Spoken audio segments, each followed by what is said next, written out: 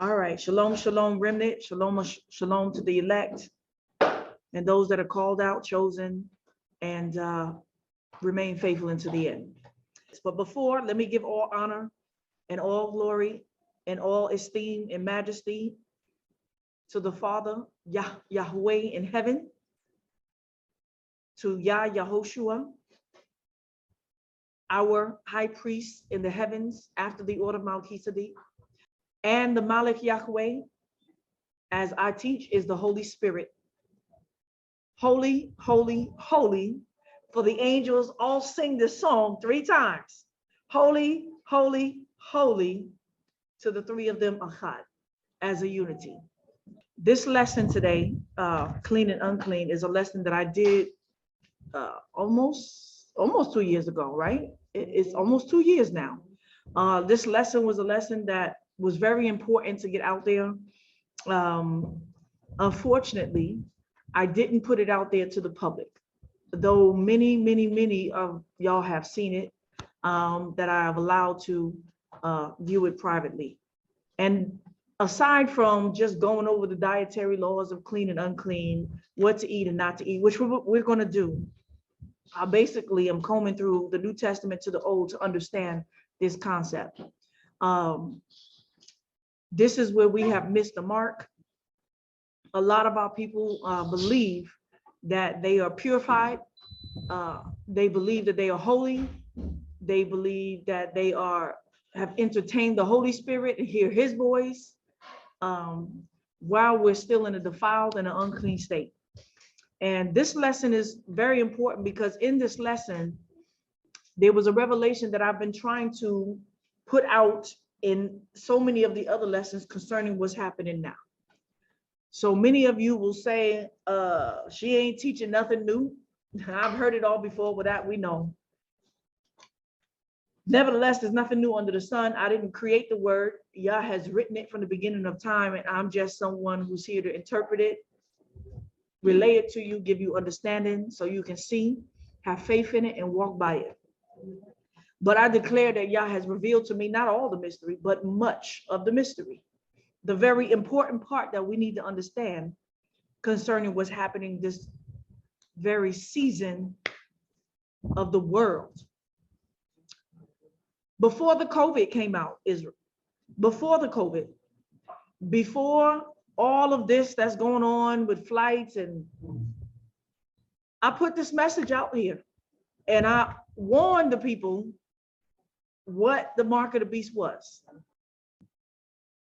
Clean and unclean, October 23rd, 2019. 9 hours and 22 minutes. There was no defect in his genetic makeup. That also imputed that there was no defect in his walk as well. Image, dead carcass, and empty fleshly vessel with Shikutsehen, with their detestable things, their abominable things, and To'eba. This is America. When I talk about the AIs, that is also what we would consider idol. It is a fleshly form. It's metallic, but it's also made of a bio cell flesh.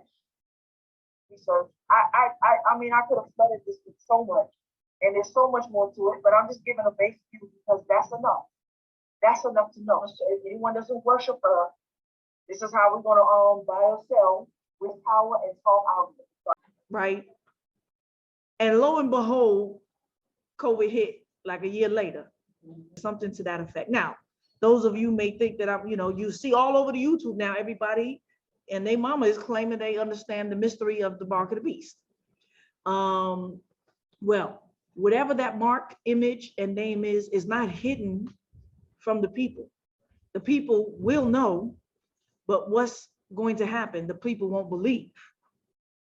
Your people don't understand.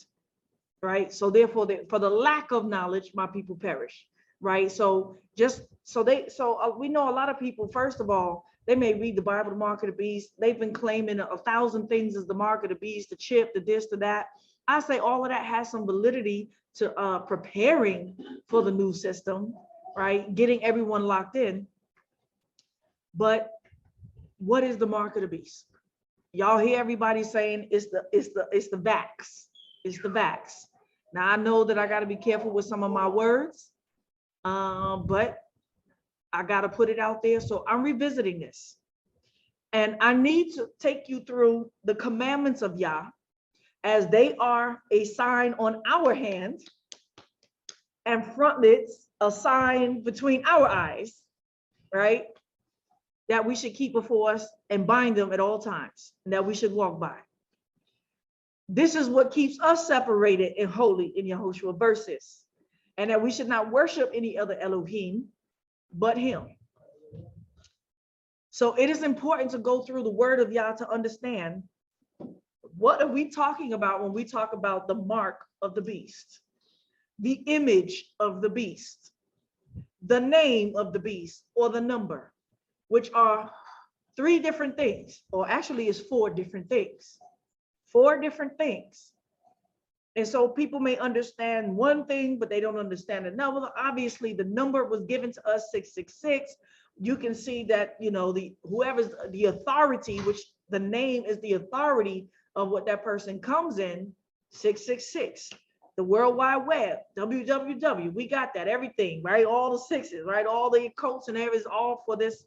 Okay, but there's still something more to it. So we're going to go into this. All right, clean and unclean. This is going to be a long lesson, and I'm going to try to split this up in two, but I removed some of the old lesson, and maybe I can edit that up and put that back out, and that's when I'm going through all the New Testament. This is all Old Testament, and then getting to some of the mystery of Daniel and Revelation. But first, we have to learn some practical things about Yah's word, okay? All right, clean and unclean. From the first covenant to the renewed, what are the instructions concerning dietary law and things or actions that make you defiled? But I'm going to start off like this, from Daniel 3. What does this have to do with clean and unclean? You'll see as you listen to the whole lesson. Daniel 3:1. And the king Nebuchadnezzar made a image of gold. The word for image, take note, it's Selem. Selem. We're going to go through these words and find out what this means. He made a golden image, Selem, 60 cubits high and 6 cubits wide. Now we know it's three-dimensional, or is it? So we got 60 by 6, maybe we got 600 missing in the third dimension. Not sure, but we see that this is the first sign of the mark of the beast, right? Or prophetical foreshadow of the mark of the beast. The first one, a selem, a golden image, right? This is another word for idol, but this word selem is very distinct, image, 60 by 6. But where's the third dimension? And set it up in the valley of Dura. Now, Daniel is speaking in the Babylonian lingo. So it's similar to Hebrew, not quite the same. I can't tell you what Dura means, right? Doesn't really say. But if you break down the two letters of that word, Dura, as in Dalit and Resh, or Dalit Vav Resh, you would get the word what? Anybody? Shmirah? Dalit Vav Resh. Door. What does door mean? What's the word door mean? Huh? No. Huh? No, in Hebrew. Door means generations. To the generations, to your generation. So he set up. That word set up is to stand, amod, but not just like it's standing. The word set up means he established it and he put it in order, in place, right? In the valley of Dura. How about in the dry bones of the generations? In the state of Babel, in the province of confusion. So we see the first foreshadow of the mark of the beast, that an image, Selem, 60 by 6 is two-dimensional, but we got a third dimension, was established or set up in the valley, that's between two mountains, of the generations in the land of Babylon, confusion. We know what that's saying right now. We know that Babylon is America today. And Yah says that we are going to be like the valley of dry bones. Well, when you get into understanding where Tselem is, let's see. Where's the image? As we are in the valley of dry bones, in the land of confusion.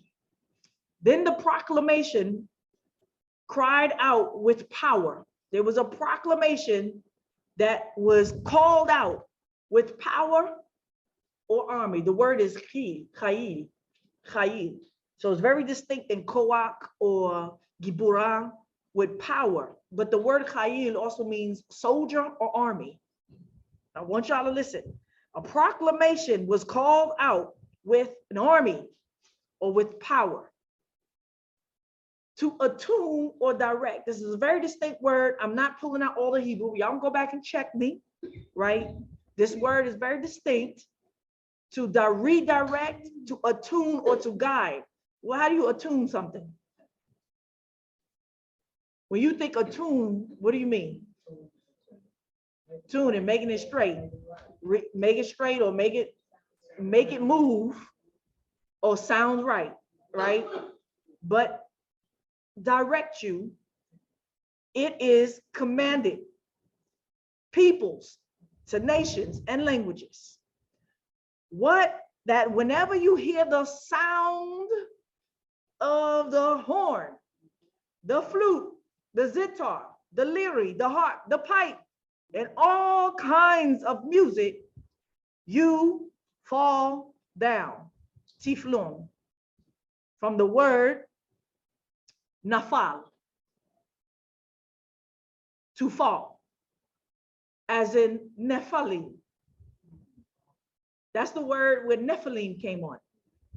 Falling, the fallen ones, Nephilim, and worship the golden image. Letsalem. Remember these words that Nebuchadnezzar the king had established, set up. And whosoever doesn't fall down, yipel, and worship, shall the same hour be cast into the midst of the fiery furnace. Well, we know that that's going to happen opposite in the end. Whoever worships the beast is going to get the fiery wrath and of Yah. Therefore, at that time, when all the peoples heard the sound of the horn, flute, zither, lyre, harp, pipe, and all kinds of music, all the peoples and nations and the languages fell down and worshiped the golden image that Nebuchadnezzar the king had set up. So we can see that there was a set up first of the image. It was set up. And after he set it up, I skipped down to 4, he called all the officials, leaders, commanders, mayors, whatever, chiefs, and musicians to the proclamation and the dedication. It was a time set, which I think is interesting because the word dedication comes from the word Hanukkah, right? But Hanukkah is celebrated somewhere around when? December. You see where I'm going with this? But Hanukkah is a replacement at the end of the day for the worship of who? A Zeus, a Christmas, a Xmas, a Jesus. Right? Baby Jesus, that image, right? All right, where was I? Hanukkah. So it was set up first, and I keep saying that people taking, as I say very clearly, that the vaccine and other stuff is the image, is the mark. I mean, I say the mark. But the worshiping, the falling down doesn't happen until the music plays. There's a trigger.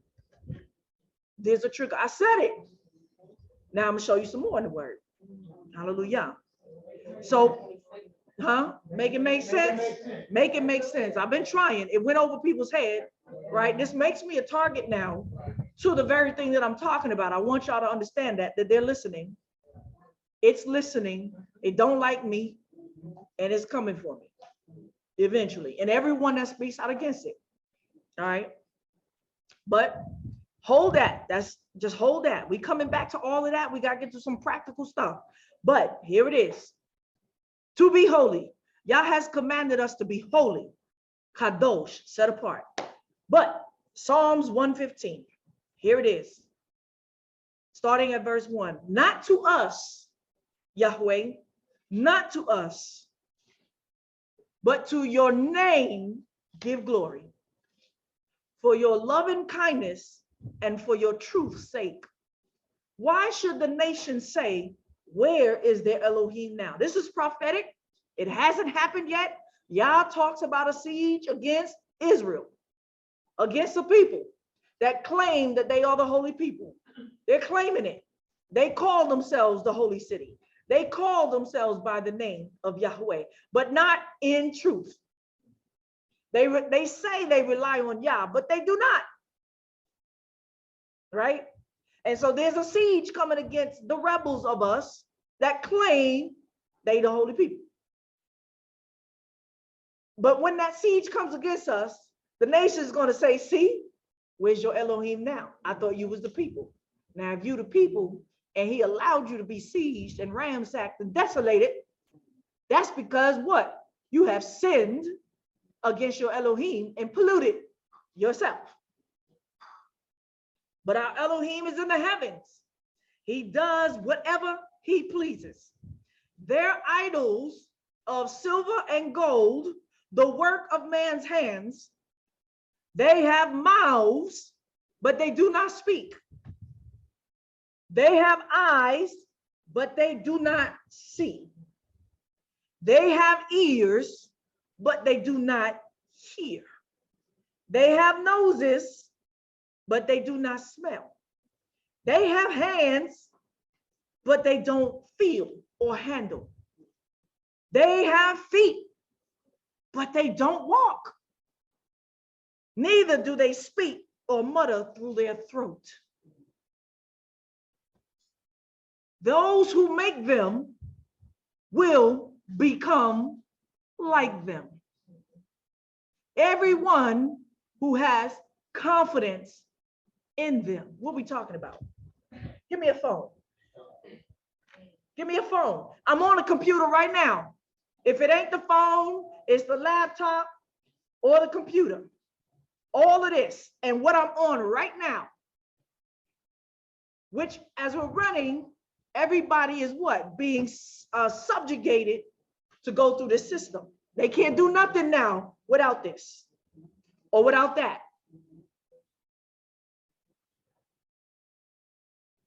These are idols of silver and gold and the work of man's hands and everything in it.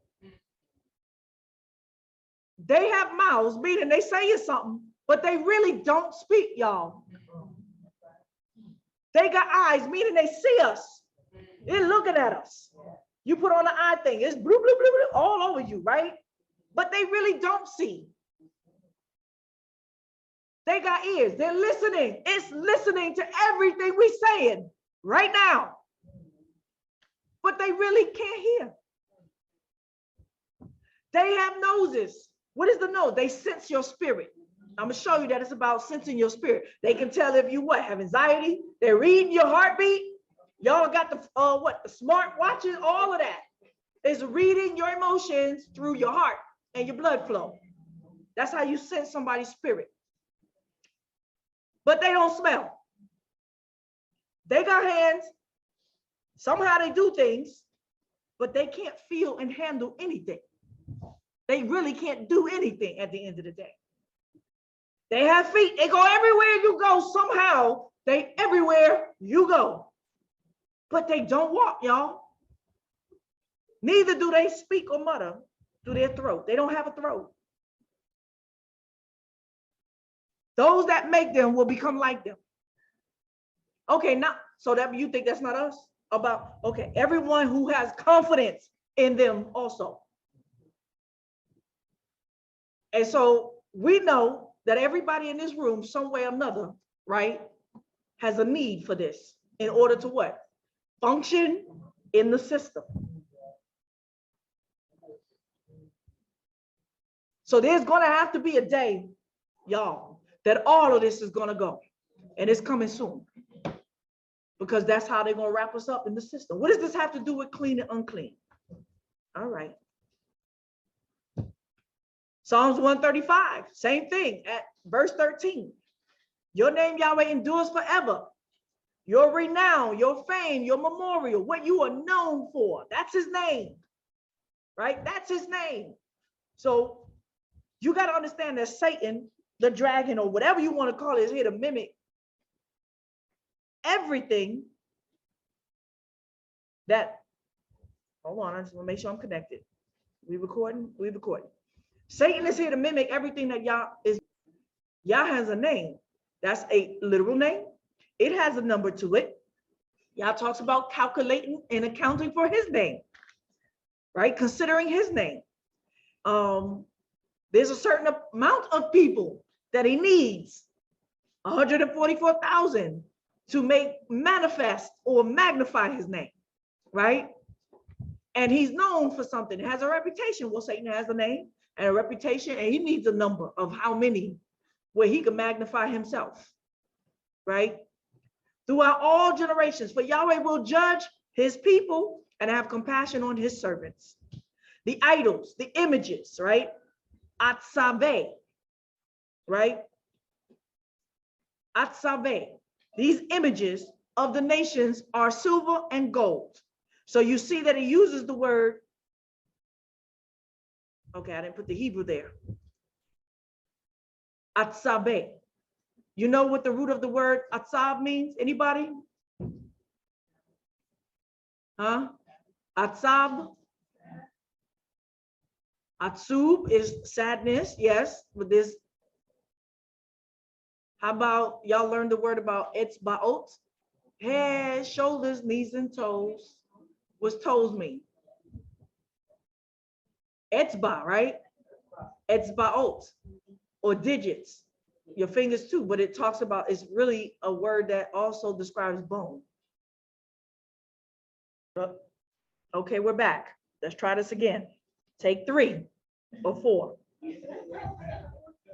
Psalms 135, starting at verse 13. Your name, Yahweh, endures forever, and your renown or your fame, your memorial, what you are known for, what your reputation is part of his name. Yahweh throughout all generations. For Yahweh will judge his people and have compassion on his servants. The idols or images, the word here, it's etzabe, etzabe. So the word in the root is atzab, right? But it also comes from the word finger or digits or toes. Well, how about there's a beast with 10 toes in the end, right? 10 toes in the end, right? Etzbe, the images or the idols of the nations are silver and gold, the work of men's hands. They have mouths, but they can't speak. They have eyes, but they can't see. They have ears, but they cannot hear. Neither is there any breath or spirit in their mouths. Those who make them will become like them. Yes, everyone who trust or have confidence in them. There is a time, y'all, that our faith is going to be tested. House of Israel, praise Yahweh. House of Aaron, praise Yahweh. Why is he talking about this? About when he's going to judge us. And the house of Israel is supposed to praise Yah. House of Levi, praise Yahweh. You who fear Yahweh, praise Yahweh, glorify him. There's a time coming that we're going to see who really has the faith and the praises of Yah. Not just in their mouths, but in their works. So what does this have to do with clean and unclean? Bear with me. This is going to be a long lesson, but it's important to understand what's happening today. The word holy, we're going to do a lot of definitions today. That's what's wrong with Black people. We don't like to look up things. We don't know the language that we speak, even in English. The word be holy is kadash or kadosh. It means to be separated. What? Why would we leave Babylon, right? Set apart, separated from human infirmity, impurity, and sin. Okay, so people would say, oh, well, that's when we just keep Torah, right? It don't really mean, right? Kodesh, you could be Kodesh in Babylon. Let's see. Dedicated, consecrated, purified, sanctified, become holy, appointed, kept, or prepared. The bride of Yahushua is supposed to be kept and prepared. That I want to present you as a chaste bride, purified for your husband, not defiled or unclean. So whatever holy is, it means you're not defiled or unclean. To be hallowed by contact with sacred things, or so taboo from profane use, and so taboo from profane use. So there's things that we are tabooed from. We are not supposed to touch, come near to, don't think about, don't entertain. That's taboo, forbidden. The word builds up, lehakdish. Lehakdish is in the Hif-il building. That means to be dedicated or devote, as in book, time, or effort. In the noun form is hadaksha, hakdasha, which means devotion, dedication, or consecration. So this is when someone takes time away and goes and basically studies the word of Yah in a very consecrated, devoted type of way. In the Huf-al is lehukdash or lehukdesh, to be dedicated or devoted. And in the PL is lekadesh, lekadesh, which means sanctify, purify, treat as holy, appoint, dedicate. To say kiddush, right? Kiddush is the memorial of Yahushua, the wine, the bread, and the light. Betroth. So that's a betrothal, right? To be betrothed to a husbandman is to be kiddush. Sanctification, consecration, or ritual cleansing before marriage. In the Pu'al form is le kadash, which the word actually kadash is directed from in the Pu'al form. To be sanctified, be appointed, betrothed, or forbidden or prohibited from something. So when you are in the holy state, or sanctified, set aside, purified, consecrated, that you are prohibited from certain things that's common to the world. So what does it mean to be holy? Everybody has their own definition of holy. It never changed from the New Testament to the Old, y'all. But sometimes you can learn what does it mean to be holy by what it's not. And we're going to go through the opposite of what it means not to be holy. Kadash. The three things, the first three things in Yah's word that makes us holy, right? The first thing that was made holy was in Genesis 2 and 3. And blessed Elohim the seventh day and made it holy, set aside, consecrated, taboo, prohibited from other things, not common, because on it he ceased from all the work or occupation that created Elohim to do and make. So we cannot, the first thing to returning to Yah, to separate ourselves would be what? Entering into Shabbat. So when we get to Paul, he's not speaking against Torah. When he said that the three things that they should do, right, is abstain from this and that, he was trying to do what? Implement the next level of holiness. And he says the rest they will learn on what? Shabbat as they go. How do they get the word of Yah if they didn't enter into the house of Yah and keep Shabbat? Second thing made holy. Exodus 13 and 2. Sanctify to me all the firstborn. Be cool. All that discharges the womb or the uterus of the children of Israel, both of man and of beast. It is mine. All right, well, people will automatically assume this is just male child. And yes, when it comes to bringing up the first fruits, it was always the male child, the first male child that brought it up. But we also have another situation where women can be what? Made holy and dedicated.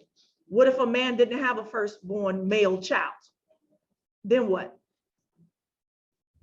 Nobody considered that, huh? Well, we had certain situations where a couple of women were barren.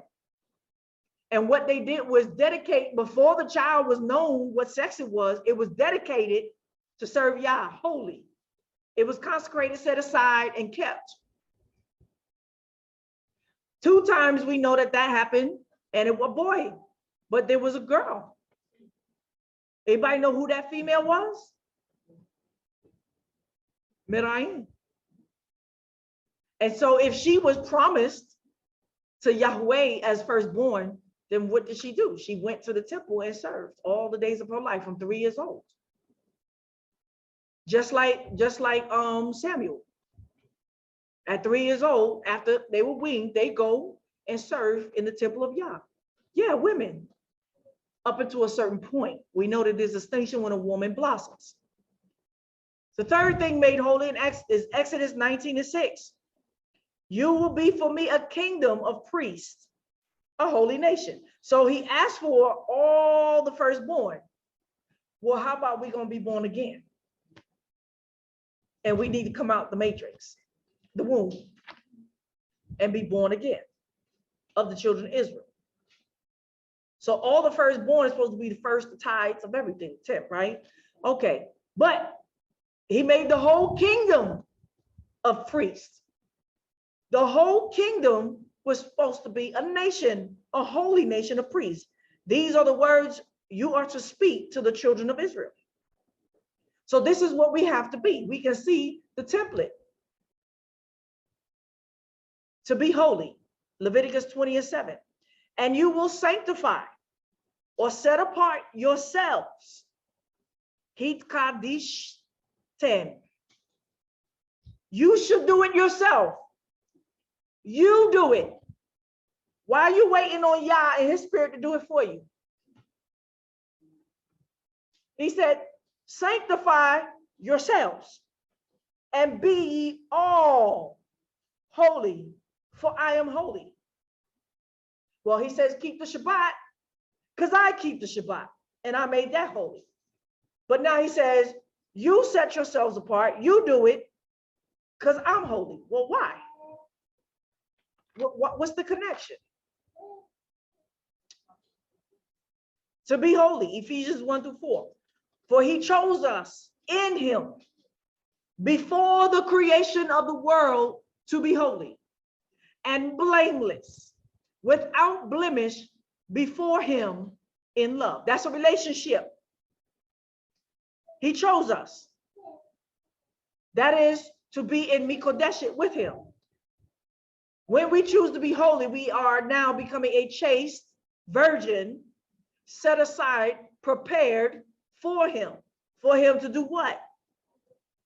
Be in him and him in us. So he's holy. We got to be holy.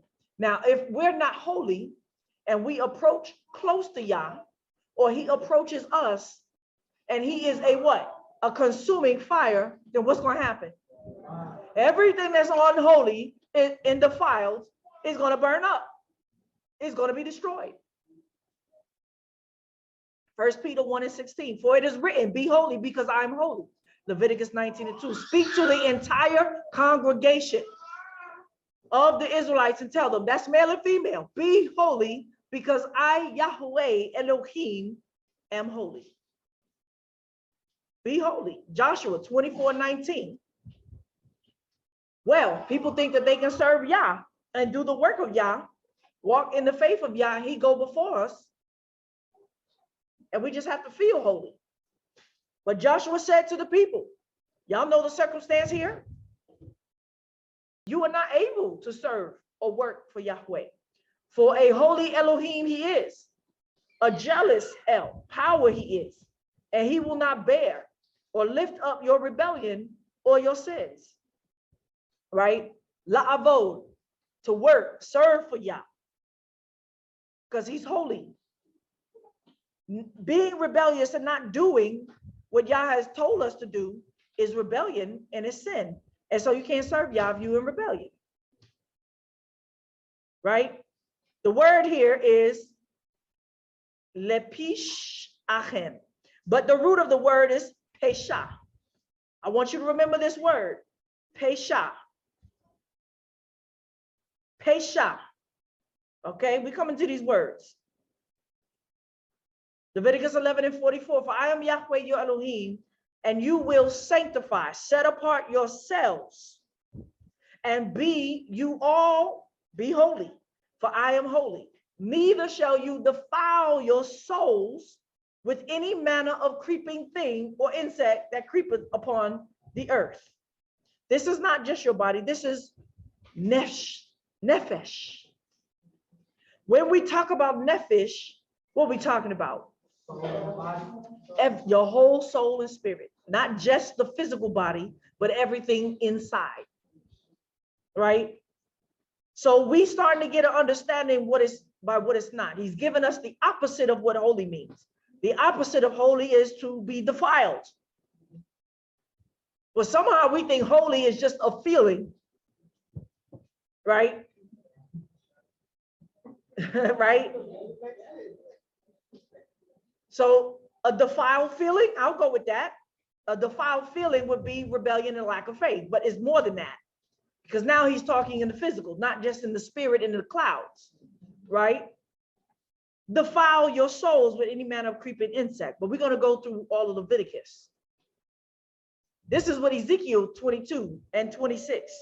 This is what Ezekiel has to say about us in the last days.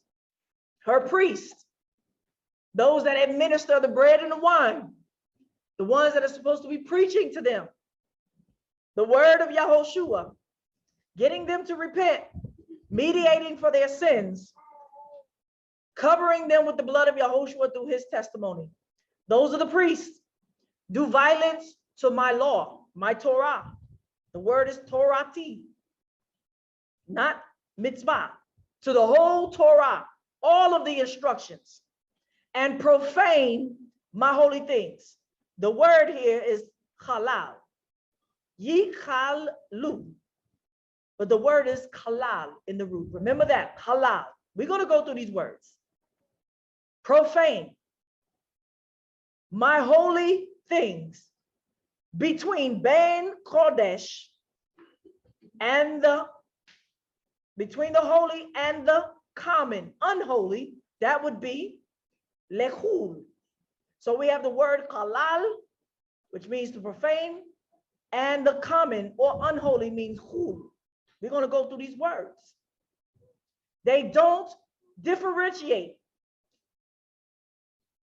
The word is hivdilu, from the word hevdel, make a difference. They don't make a difference between what is holy and defiled, what is clean and what is unclean, what is common and holy. And between the unclean, right, and the clean. The word unclean is tameh. We're going to go through these words, tameh. And the clean is tahor. And between the unclean, tameh, and the clean, tahor, they have no knowledge. Right? Hodiu. You have no understanding about Yah's Torah. The priests have done violence because they haven't sat down and done what it is that I'm about to do for about 4 or 5, 6 hours. Not sure how long. And that I've already done for 9 hours. They just read it through and you end up with, I don't eat shrimp and I don't eat pork. That's all y'all walk out with at the end of the day. I don't eat shrimp, I don't eat pork. And they have done violence, Hamas, violence to Yah's Torah, the whole Torah, Yah. by not making a distinguish, right, between the clean and unclean, something that would make you unholy. When he says be holy, you have no knowledge, so you haven't been taught properly by the priest, and from my Shabbats, me Shabbatot, right? And that includes Yom Kippur. They have hidden, concealed their eyes so that I am profaned among or inside of them. Betukam, inside of them. Why is y'all saying that I am profaned? You see what he's saying? Because you don't make a distinction between holy and unholy, clean and unclean, and my Shabbats that I made holy. I, Yahweh, am profaned inside of them. Okay, what is this about? We have no knowledge. We have concealed our eyes. We have hidden our face from what Shabbat is all about, the holiness of it, and the laws of Yah that makes us holy. We've come up with another form of holiness. But let's go into the word to be profane and to be unholy or common. The word chul and halal. This is gonna get deep, y'all. Chul, profaneness, commonness, to pollute, defile, profane, violate, begin, and start. Why does this word halal? Because you're going to see this in prophecy as in either defile or start, to begin. Why? Why does this word to be polluted or defiled also mean to begin or start? All right, let's go in halal. To bore, pierce, to pollute, defile, profane, violate, begin, start, hollow out, perforate, reflexive, pollute, or defile oneself. I'm going to read it all and we're going to get into why it also means to begin or start. But halal is when you bore a hole in something. So y'all talks about profaning his name or profaning the Shabbat, right? That he says that I want to renew your soul, right? Lit kadesh et nefesh on the Shabbat, to renew your soul, restore it on Shabbat. That's what Shabbat is about. But if you pierce, right? So when something is being renewed, what is Yah? He's a spirit, right? If he's renewing you, that means that there is a connection of his spirit running through you. But when that's like a pipe, right? It has to have a connection in a closed loop, right? But when you put a hole in it, what happens? A pipe is either for air or for water. And when you punch a hole in it, it leaks out and you don't get what? The fullness of what he's trying to what? Water you with, pump you with, blow you with. So you lose the strength that he wants to put on you on keeping the Shabbat, right? A primitive root compared to chala, properly to bore, by implication to wound, to dissolve, figuratively to profane, a person, place, or thing, to break one's word, to begin as if by opening wedge, right? There's an opening, right? You started another opening. The nominative of khalil, to play a flute. Began, to defile, break, defile. Eat, as in common things. To gather the grapes thereof, take inheritance, pipe, player of instruments. I want y'all to remember, a player of instruments. Pollute, cast as profane, self, prostitute, slay or slain, sorrow, stain, or wound. Why does this word mean begin or start? And why is it also the word for a flute player? Well, how about this? Who's piping your flute? Whose spirit is speaking into you, right? If it's not the spirit of Yah, piping is neshama nefesh, his breath of life into you, which is his word, then who's piping your flute? Who's breathing, which is hot water, y'all, into you? Who's blowing, who's tooting your horn? Who's tooting your horn?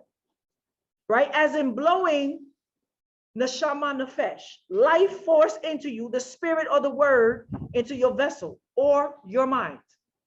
I want you to remember this. Kul halal. Because whatever it is not to be holy, this is what's going to happen to us. I'm going to show you this in prophecy, what this is. Right? Why begin again? Well, you're being born again, made anew. It's a start over. So Yah has already poured his spirit into you. He's speaking to you, but now you pierced it. His spirit is flowing out. So what's going in? Somebody else's spirit is being piped into you. And that is to be again, to start again. How about say born again? I'm telling you, it's born again. I'm gonna prove it. Music. As I talked about music, the importance of music, the danger of music, the power of music, but Yah uses it too, right? Uses it too. Who's blowing into your pipe? Who's tooting your horn? Sound is words, creates vibration. Go study physics. It all starts with sound, and Yah spoke, and it was. The first thing the son of Adam did that caused the children of Adam to sin was what? What was the first thing that caused the children of Adam to sin? A pipe player. They heard music at the bottom of the mountain. Well, what was they doing when Yah came to toot their horn again? In Mount Sinai. They was rebelling. Right? That was the first thing that got the sons of Adam to sin. Hear me out, y'all. Was pipe players. Satan was the one that introduced music from heaven and how to make instruments of music from heaven, not weapons, y'all. Before the weapons, he introduced how to make flutes so that he can,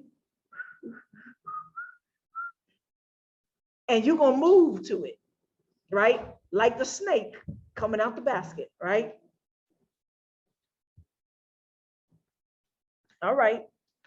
I want y'all to remember that. A flute player or a player of instruments who's plucking your strings.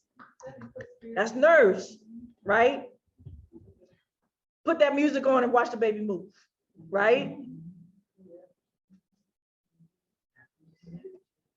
She can't stop. Put that music on and watch her. Right? Who's plucking your strings? Who's tooting your horns? Music is powerful, and those that also sing. All right. So hollowed out, pollute. It also means secular or common, right? To be secular. Ritually by contact with the dead as well. The word halal, right? As in pollute, is to be ritually by contact with the dead. I want y'all to understand this because as I was explaining to y'all about the name of Yah, the power of Yah, and witchcraft, which I didn't go all in, it's always done with music first. All of the rituals start when they set up the priest and they play music, such as Yah does the same, right? To create an atmosphere, a cloud over your head, right? To be sexually or playing the whore or a tool on the altar or profane the name of Yah or to violate, loosen, untie, open up, become free without obligation, unlawful. So that's what music can do to you, the wrong kind of music, right? It's like a drug, y'all. It'll free you and let you turn loose. So when, that's what he said, they down there and somebody's let them loose on the mountain, right? It uses the word orgy, but no, it means that they've been unloosed. Like there's nobody there that's keeping them in the law. There's no, basically, there's no authority telling them do and do not do. They're freed, basically. And so that's what happened when Aaron took his hands back because he was afraid to get killed, right? And the people took over, and he said, they've been unloosed. They've been freed from what? Being prepared to be holy. They was prepared the whole time for holiness. They was washed, cleansed, right? To be made holy, to what? Meet the bride. And they got unhinged after that. And they became loose and opened up to another spirit. What spirit was that? Baal. Through the music. All right. Who's tooting your horn? I want y'all to remember all of this when Yah says be holy, clean and unclean, right? We have not made a difference, and therefore we don't understand. We don't have no knowledge. And for the lack of knowledge, we are going to perish. That word perish means to be totally decimated in mind, spirit, and soul. That's not the first death. That perishing is your ultimate death, the second death. But it starts right here, right? Okay. The opposite of holy, hul a halal. The word for pipe, kli neshifa. Kli neshifa. Anybody recognize the root of those words? Huh? No, it's not nefesh. Shifa. But we're gonna go into, watch this, watch this. Y'all looking down, don't look down. Piper, right? Oh, sorry. Khalil, Khul, which is voice, or Khol. Chilel. Piper, as in Chilelan. Sa Khalilel. Khalilim is piper. But a hole, to make a hole, is Khul or Halal. But we can see that the word for language is shafa. Shafa. Safa. Language. Right? To dance or to twirl. Cool. Why? Why it's not really the word for dance, but they're using it as an adjective for dance, meaning to twist or to twirl. Why? We're going to get this. This cool. I want y'all to remember these words. Fatality or a dead man. A dead man or to be fatally dead is halal. How about you dead men walking? Dry bones. Dry bones. You dead men walking. Why? Because you are ritually unclean. You've been hollowed out and another spirit is blowing into you, and it's a dead spirit. Right? It's the spirit of the dead. It's demons, y'all. Ritually by contact with the dead. That's what it means. Halal.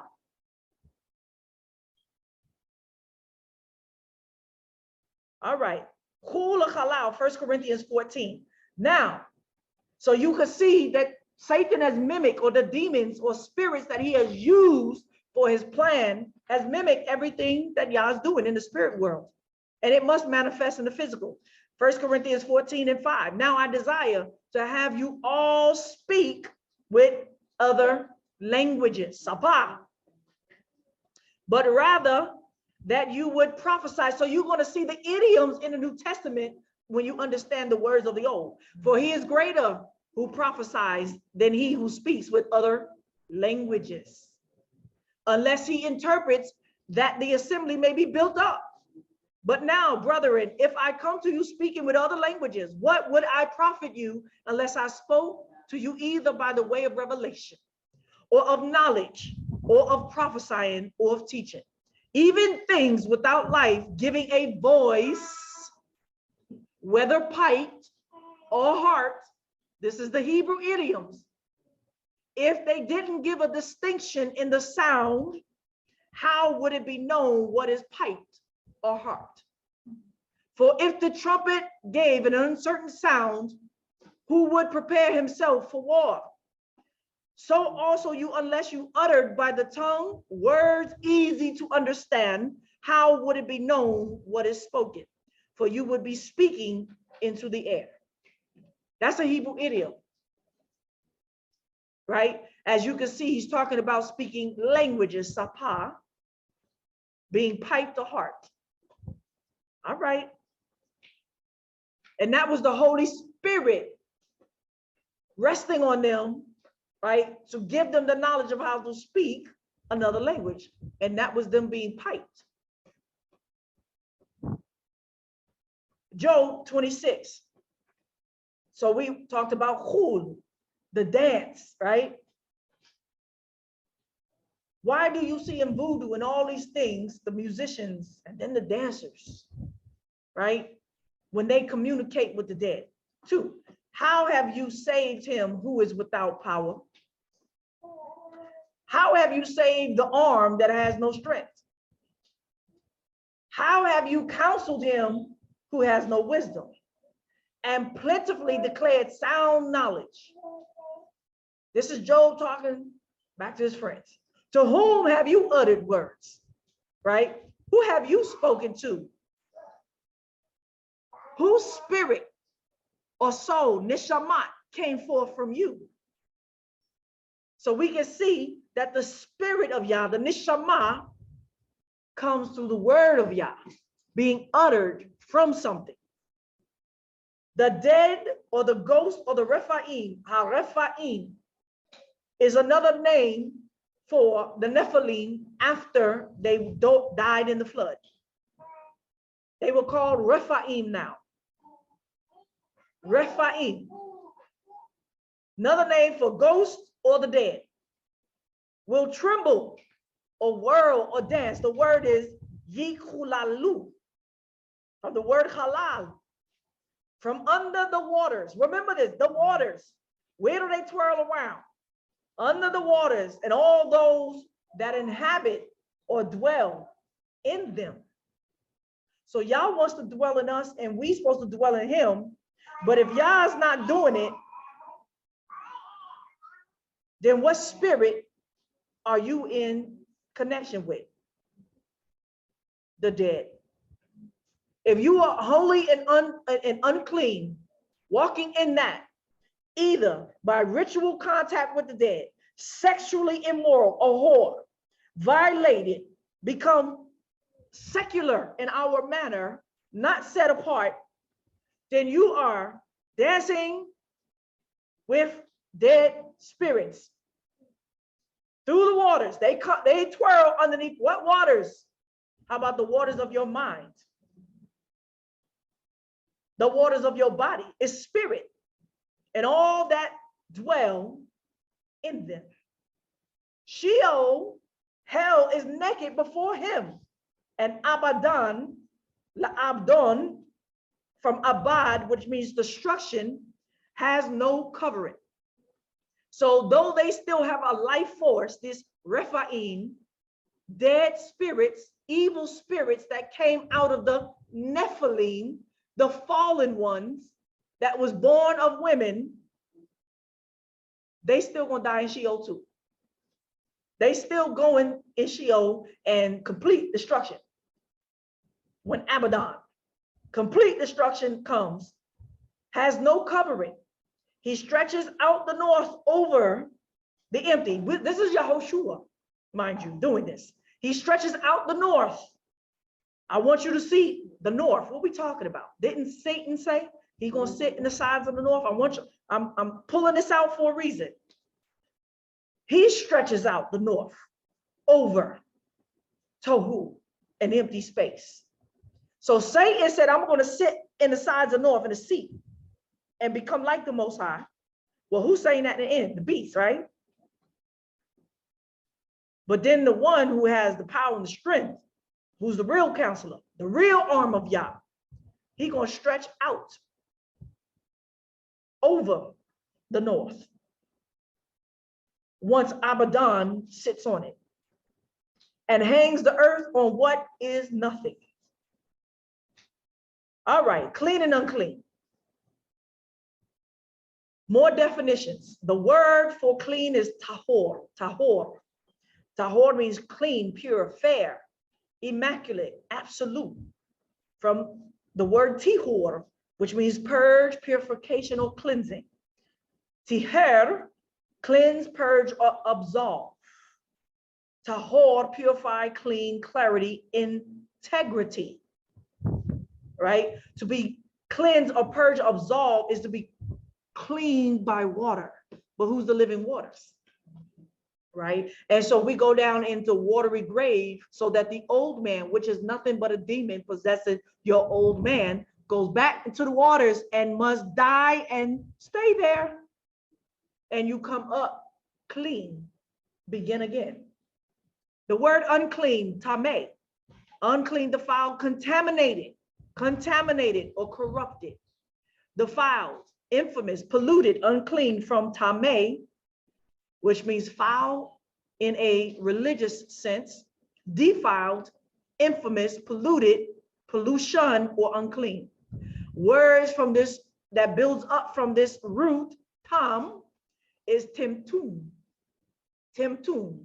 It means dull, dulling, stupidity, causing stupidity. Yes, whatever is causing you to be unclean can cause you to be stupid. And if it's causing you to be stupid, that means that it has an effect on your what? Your mind. Tim, make stupid, make dull. Metum tam. We say this a lot in Hebrew. As they metum tam.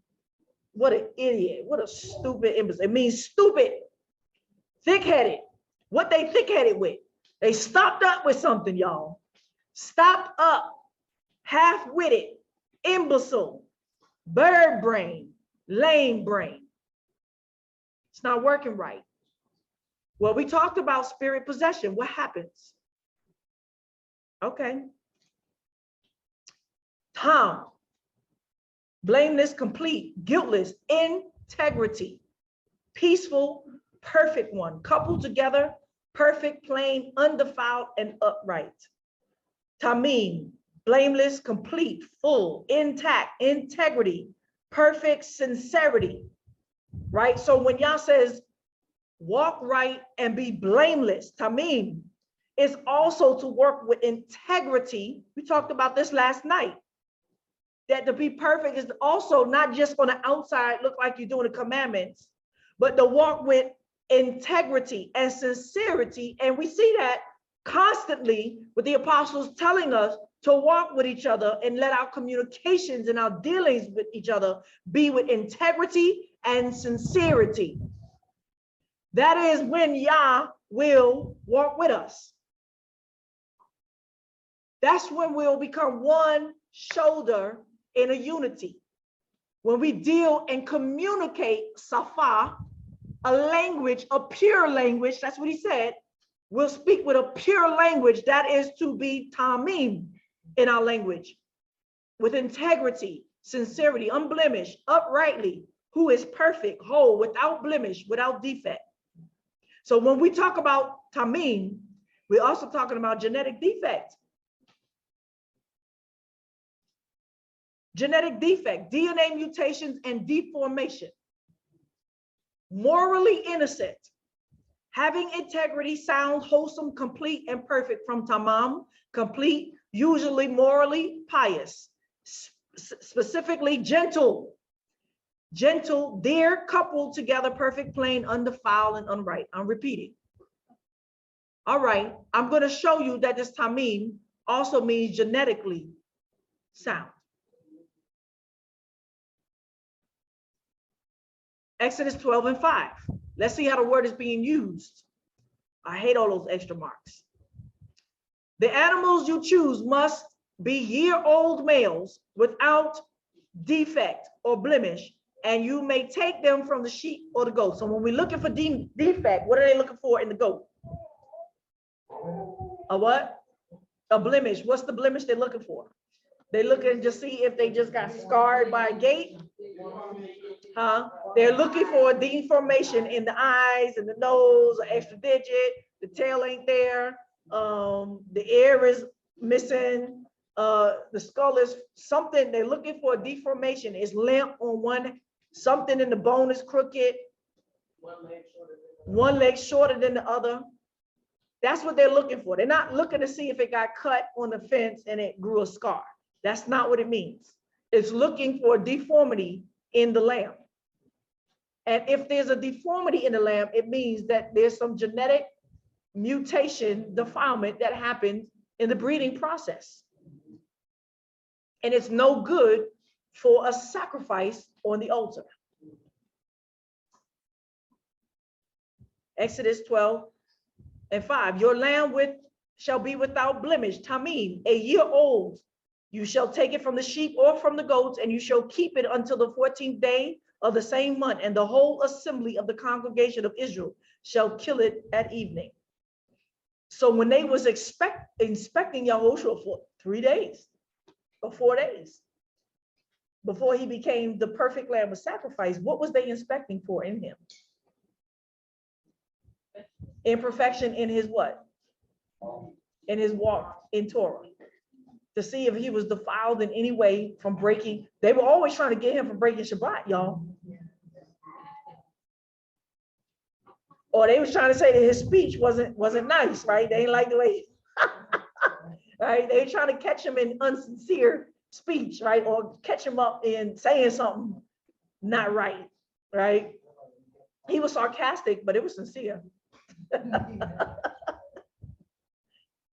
Right? Genesis 6:9. Tamim, right? This is the account. Toldot of the generations of Noah.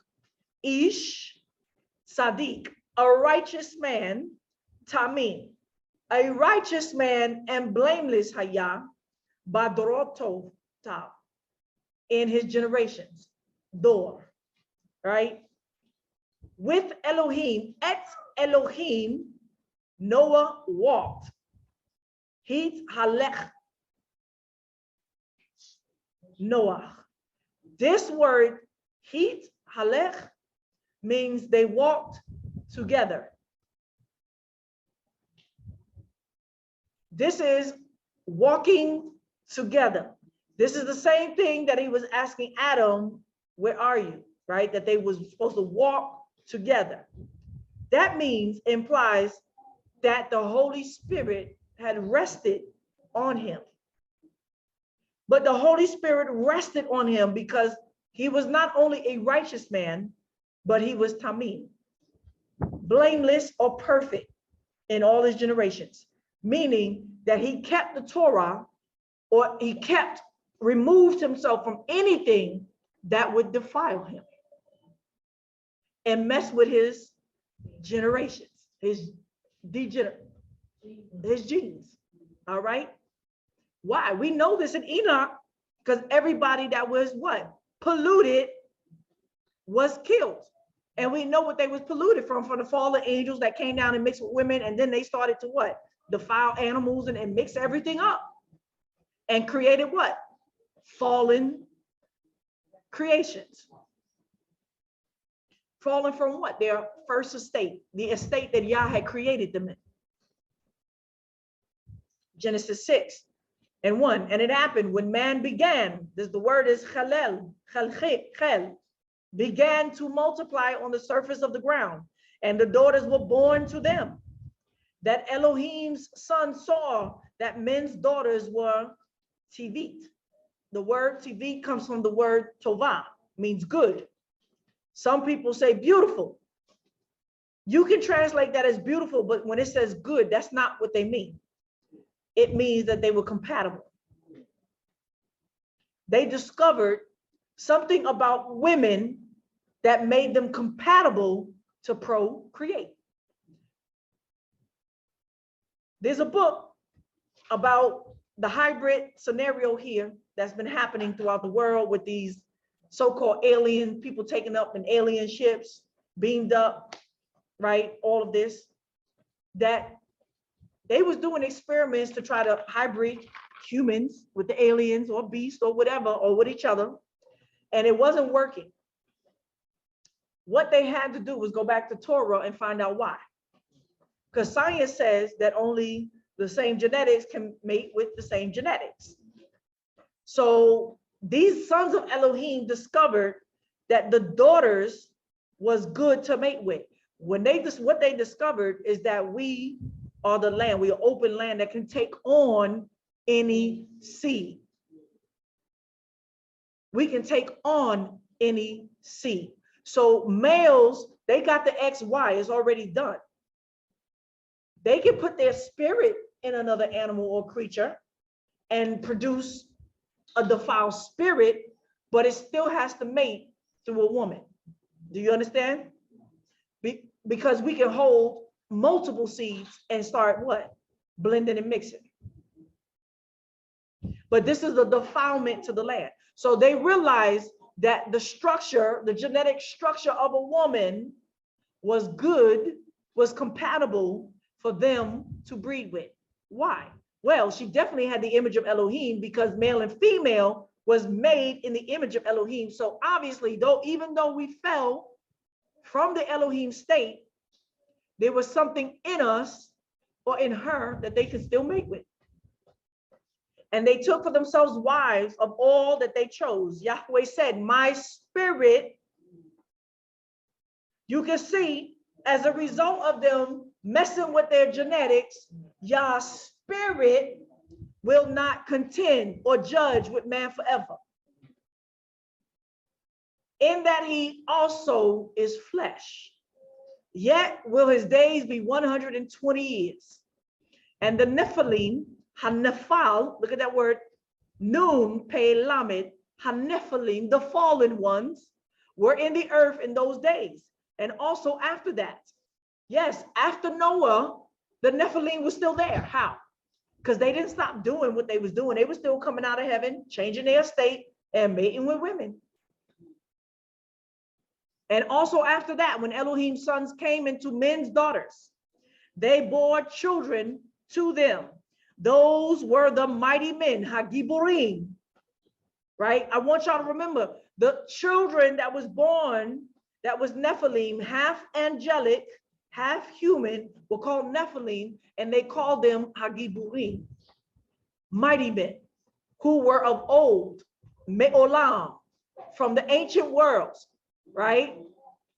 Men of renown, or men that had the name, had a name.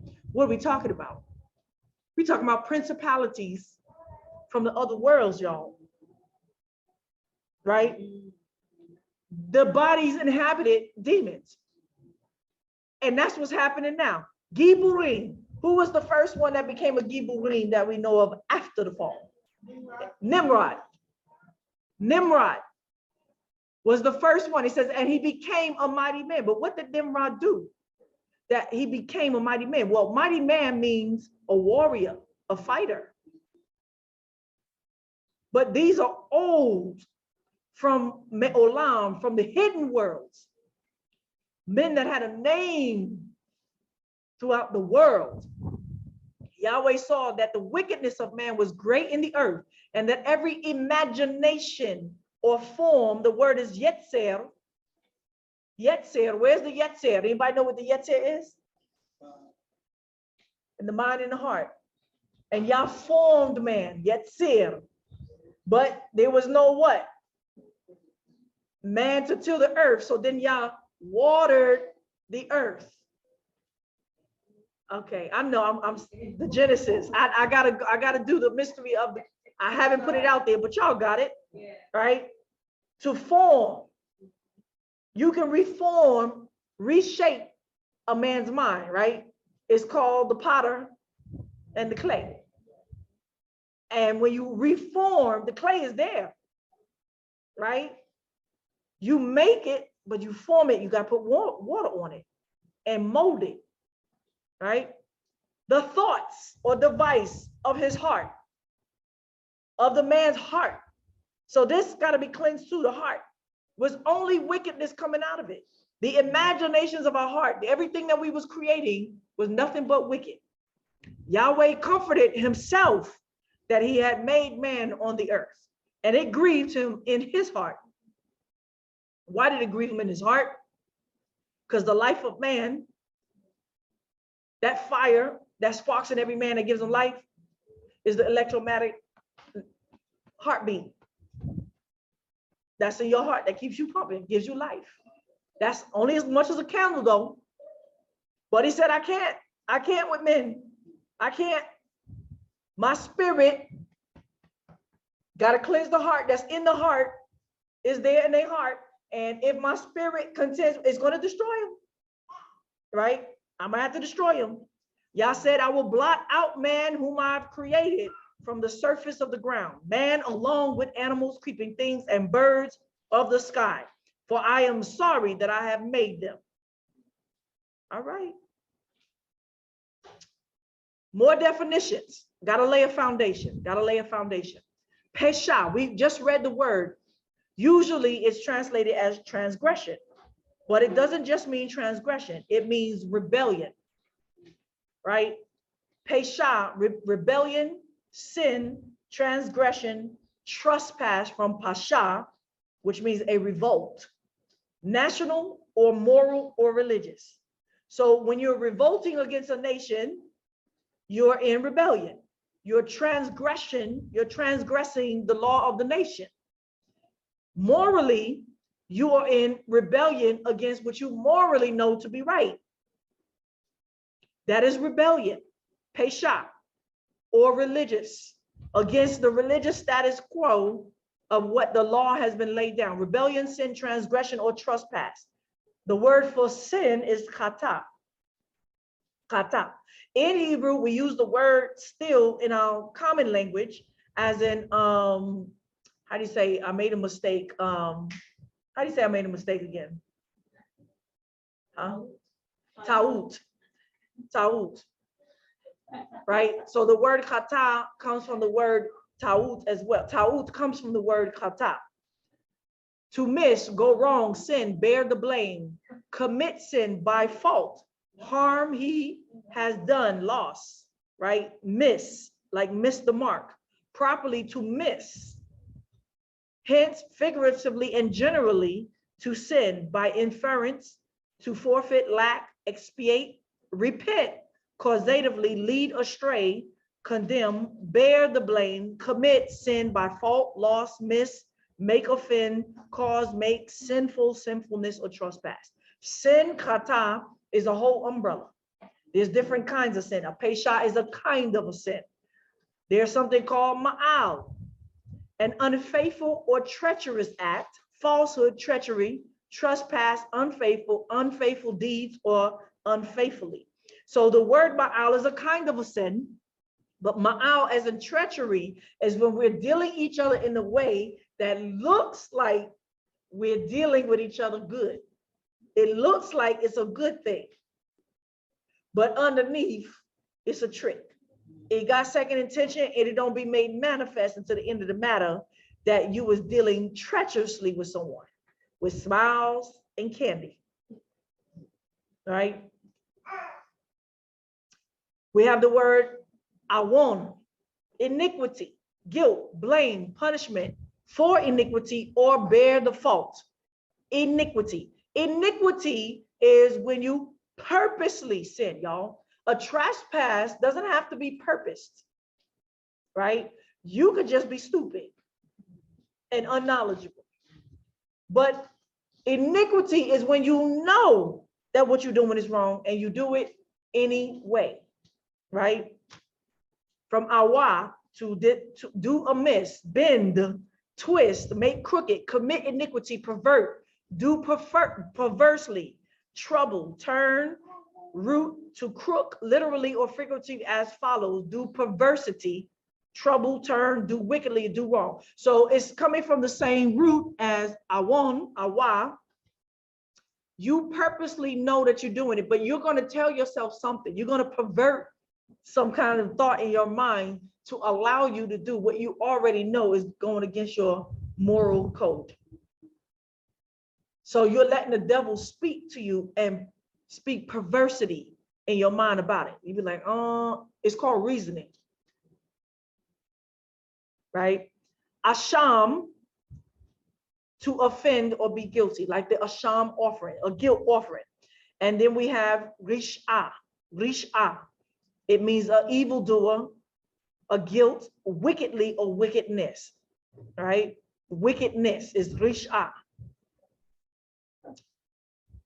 We're doing more definitions. We have pigul, pigul. Pigul means a foul thing, refuse, offensive thing, unclean or unclean meat. And then we have the word to'eba, to'eba, which means to abhor, abominable, abominable act, abominations, detestable, detestable act, detestable thing, loathsome, object of loathing, rejected, despised, or rejected. But then we have another word, which we're going to focus on. Shikuts. Remember that, shikuts. Shikuts, which means detested thing, but distinctly abomination. You'll see in the English, abomination, you'll see that word abomination or detestable thing interchange. But no, a to'eba and a shikuts is distinguishing what is the abomination versus a to'eba, right?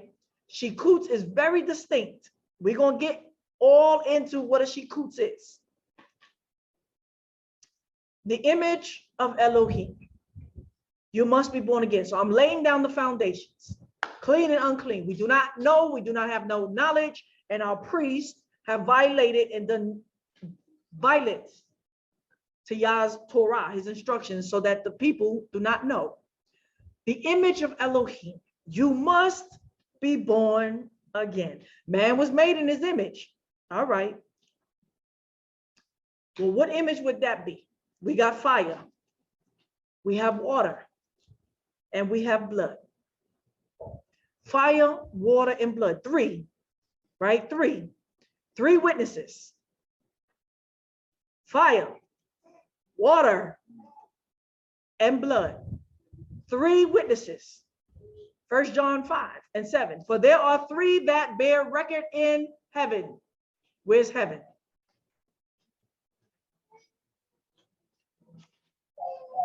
Right here. And right here.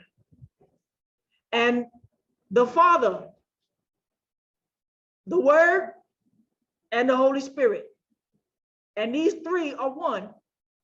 The Spirit, the water, and the blood, and the three are in agreement.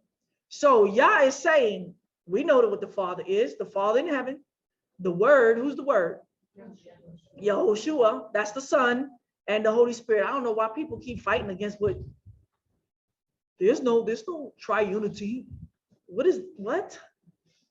The Father, the Word, that's what he's known for. And the Word came to me and said, right, his name was hidden, or the attribute that he came to bear was hidden. It's Yahushua now, but he's also known as the Word and the Holy Spirit. They are one. This is to understand the unity. Yahweh Echad. The Spirit, the water, and the blood are three in agreement. But what? Okay, well, where's the image of Elohim? All right. These are one.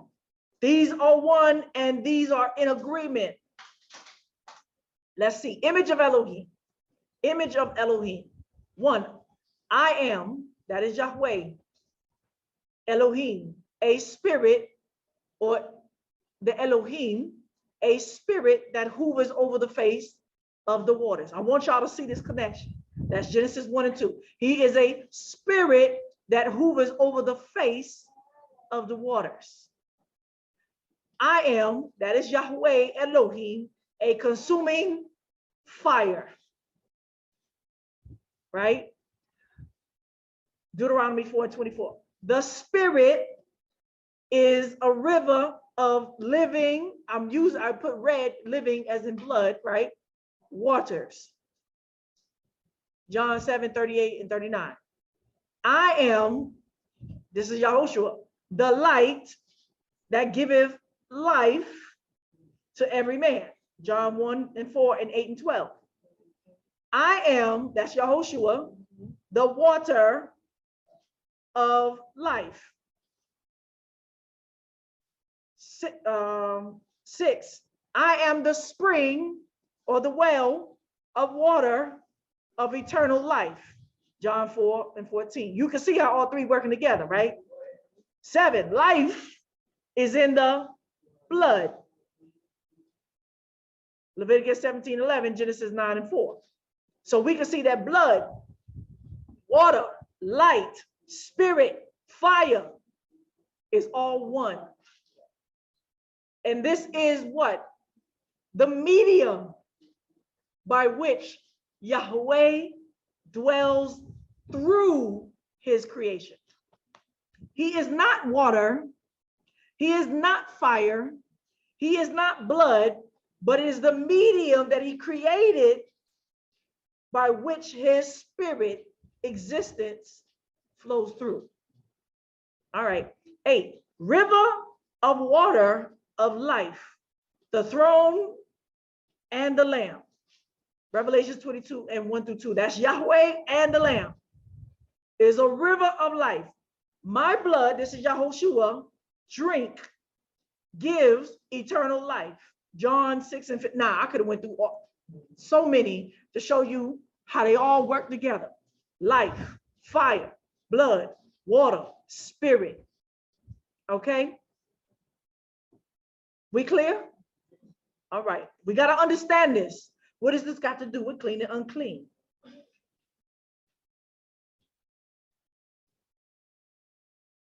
Oh, I like my effects.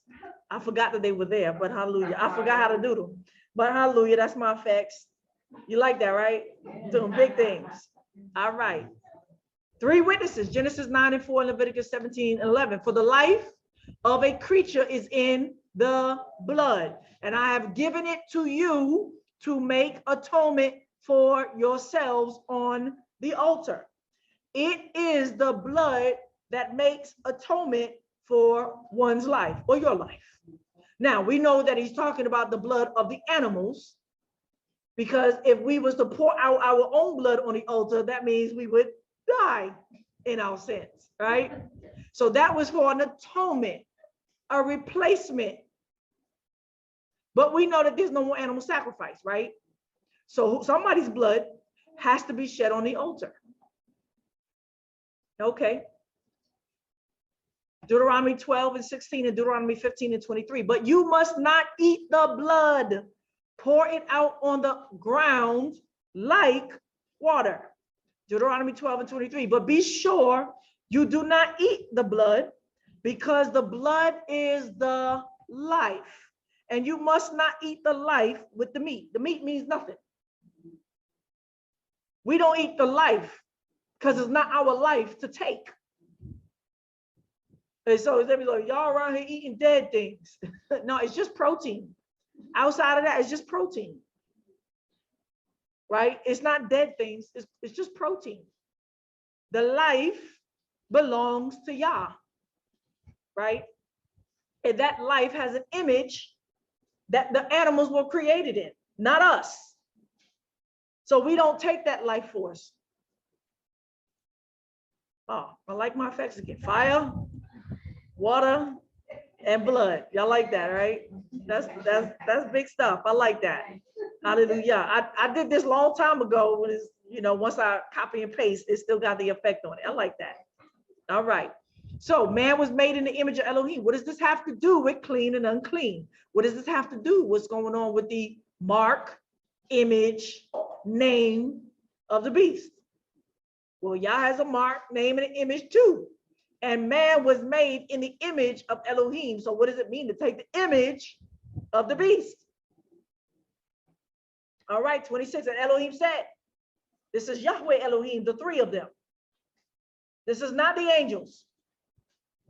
Let us make man in our image after our likeness. We're going to go over these words. This is coming from My lecture of Garden of Eden, the fall. 27. So Elohim created man in his own image. In the image of Elohim created he him. The him is male and female. No, Adam was not a physical hermaphrodite, but spiritually he had male and female in him. How do we know this? Because males have Y, X, and Y in you. You have male and female in you. And that's why you can be female to Yahushua. That's why you must be female in your return to him. It's not about you, oh XY.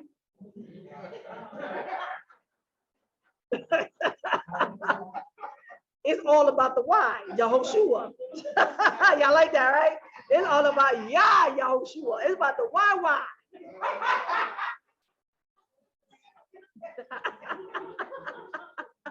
Right? Now, they don't like this. That's right. There's some feminine in you. So why are you having a problem relating and understanding?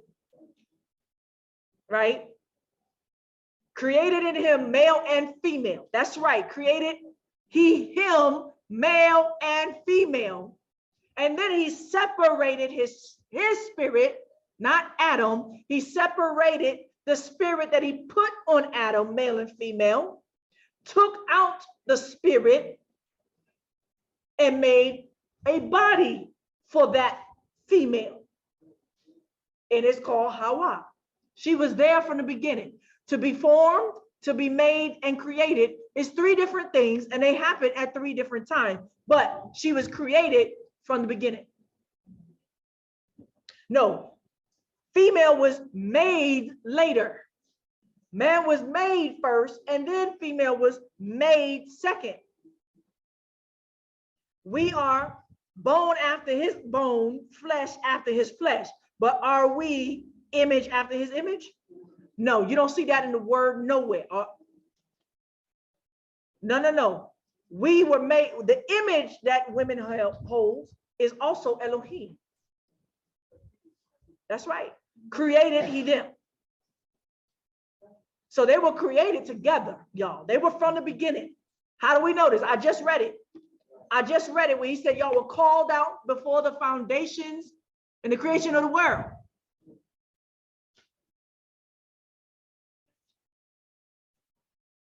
So let's look at this word image and likeness. Selem, remember? Selem. Let's go back. Selem. And Nebuchadnezzar made an image. Selem. Right? Selem. A golden image. Selem. All right? Let's remember this. So what does it mean, right? So this is the image, right? A prelude of the image of the beast. But we was made in the image of Yahweh, Elohim. Let's see. I like that. Selem, image, a picture, form, shade, likeness, shadow, and phantom. But it's more than that. We're going to get into it. And then we have our likeness. Let us make man in our image after our likeness. Damot, similitude, likeness, pattern, and character. So let's go deeper in these words. Selem, where's the image of Elohim? Selem, Selem. Whosoever sheds the blood of man, by man his blood will be shed. For in image Elohim made the man. Shofek dam. The word for blood is dam. Ha-adam, the blood man. Be-adam, of a man, a blood man. Damo, his blood, yishfech, will be shed. Ki, because for that. Be-selem Elohim asa et ha-adam. Where's the image? In the blood. All right. The word dam means blood, from build up, dima means tears. So How about those that sigh and cry at the altar, right? We're not shedding no blood, but your tears can replace the blood. They can replace the blood, but they have to be real tears. Those that sigh and cry at the altar for the abominations that have been what? Committed inside of her. What's the abominations? That she coots, y'all. She coots. All right. Tears. Real tears. We know there's crocodile tears. Damam, blood, in plural form, as that which shed causes death.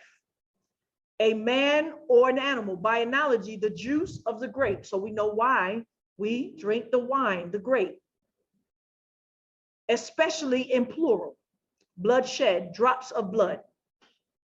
The word Adama, ground, the land, from, right? The ground is red, but it's not, it's like a reddish brown. Pure is a reddish brown. And that's because of the iron inside of it, or the other metals inside of it creates a red tint when it's oxidized, right? Adam means man or soil from its general redness, country, earth, ground, husbandman, or land.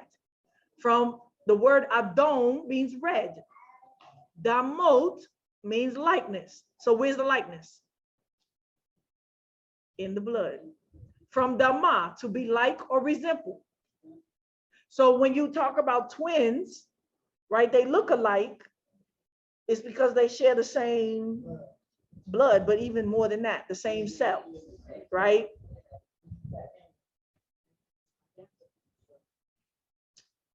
Selem, image. Selem, image, likeness, but it also means idol. You shall not worship any idols of Elohim, nor through image.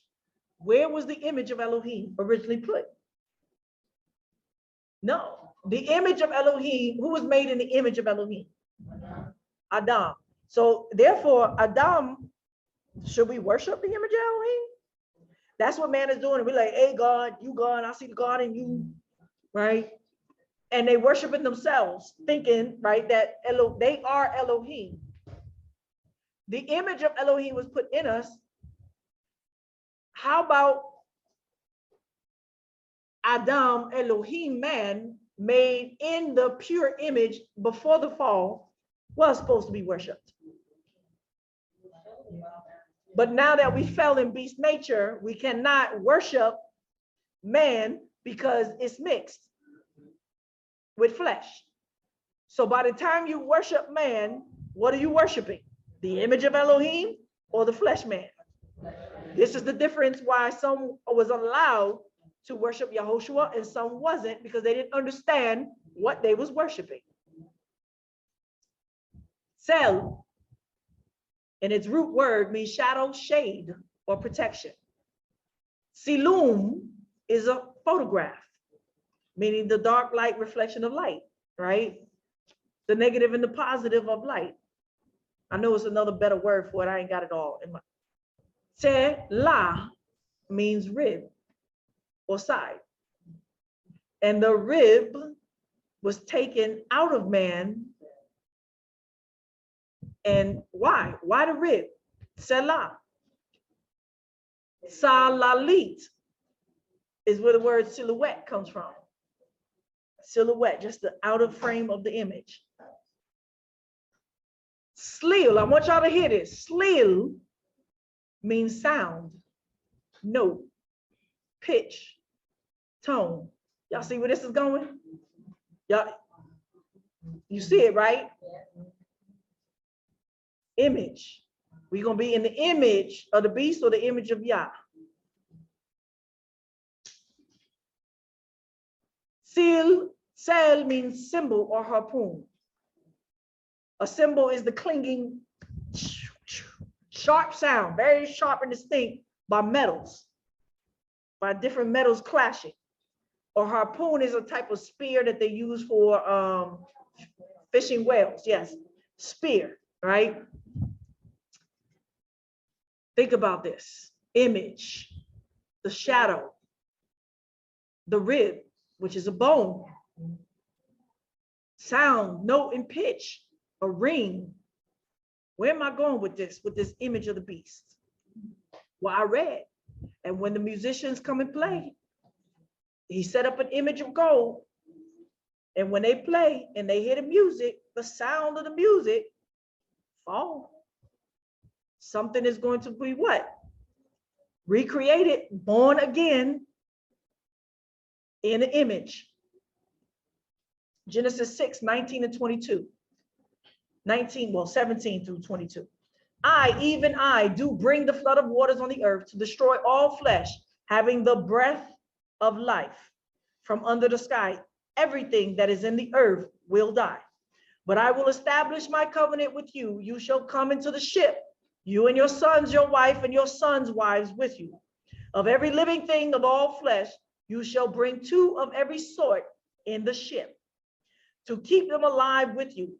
They shall be male and female. Of the birds after their kind, after the livestock after their kind, of every creeping thing of the ground after its kind, 2 of every sort shall come to you to keep them alive. Take with you of all food that is eaten, and gather it to yourself, and it will be for food for you and for them. Thus Noah did according to all that Elohim commanded him, so he did. Now people read that and be like, clean and unclean came through Moses? No, Noah had the Torah. What kept him purified, holy, set aside, and righteous? Well, he understood the difference also between clean and unclean. 2 of every sort. They said, no way, no way. One of the questions that come, the stupidity of the conscious community and people that disbelieve the Bible and science was like, do you know how big that boat would have had to been to have 2 of every animal? Did it say 2 of every animal? It said 2 of every kind. What is it saying? Species. 2 of every species. You don't need that many. You need 2 dogs. It don't matter. It could be 2 chihuahuas. Get the littlest one. 2 monkeys. It don't matter. You don't need a gorilla and an ape. Go get the little finger monkeys. Right? Little corner for him, corner for him. Right? After its kind. You don't need every dog. You don't need every type of sheep or lamb. You don't need every whatever. You know what I'm saying? Because the genetic makeup is already inside. It's already right? And y'all can unlock that through something we call phenol changes. Anyone look up the word phenol changes. Phenol changes is a mutation. It's not a genetic mutation. It's, I don't want to use mutation. It is an opening of someone's genetics where a genetic change may happen in the expression of the gene based upon what's happened, their environment outside. Either the water they drink in, the food, the blood, the air, the ground, the habitation, the environment can create phenol changes. Usually it's through the water. These changes happen either through the food, through the water. Phenol changes, right? So these are genetic changes that happens within a kind of an animal. And every possibility that they can become through environment, through something, right? But it doesn't change their DNA. So no, the ship wasn't that big. It was possible to have every animal that existed on the earth. Sorry, pH, sorry. All right, look up that. I believe also in the documentary of water talked about phenol changes. Not phenol changes. And that water, so we got an example of this. This is when Jacob did what? He took I think a poppy branch or something like that, poplar branch. He stripped them, right? So he was getting something out of it, something in it, some chemistry in it, and he put it in the water. And then the sheep drank the water and some came out striped, right? That's a phenol change. That's a phenol change. It's not a change. It's not a changing of their genetics. It's a unleashing. It's either a locking or a closing of something that's already there. An alteration. of whatever's already there, of expression. Yes. Okay. So we knew unclean existed in the time of Noah. So when he was perfect, righteous, and blameless, obviously he knew the laws of clean and unclean. Genesis 7:1-4. I, Yahweh, said to Noah, come with all of your household into the ship, for I have seen your righteousness before me in this generation. You shall take 7 pairs of every clean tahurah animal with you. Why 7? He said 2 of every animal, but then he said take food for you and the animals. So he took 7 of every clean animal. Why? Well, I just answered why. So that they can eat. Well, what was Noah eating the whole time he was tahor for 1 year? Meat. But yet he was perfect and clean before Yah. So what is these people talking about? With you, the male and the female. Now Yah said, I'm going to what? In the last days, what's going on now? That was a complete destruction. So he had to preserve Yah's pure creation. He had to take 2 of every animal that was undefiled, because they was what? Defiling animals. That's why it took him 120 years, y'all. Trust me. But now Yah said, I'm going to take what? 1 from a city, 2 from a family. What is he doing? He's preserving the blood, the genetic genotype, the kind. And everybody else is going to be destroyed. It means a destruction is coming because they are what? Unclean, tameh. All right, blood, Genesis 9:1. Elohim blessed Noah and his sons and said to them, be fruitful and multiply and replenish the earth. Did they have 7 wives? No. The fear of you and the dread of you will be on every animal of the earth and on every bird of the sky. Why? Because he walked in the image of Elohim. Elohim walked with him. The animals know they're Elohim. We don't. Everything that the ground teems with and all the fish of the sea are delivered into your hand.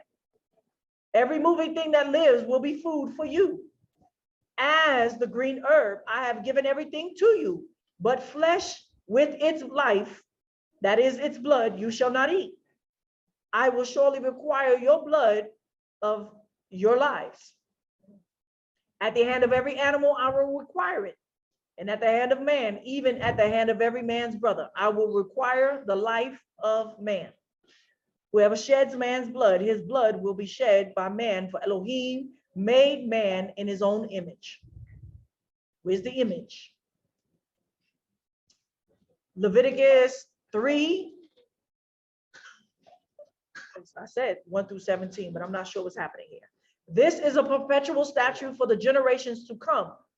Wherever you live, you must not eat any fat or any blood. Kol chelev vechol dam lo tochlu.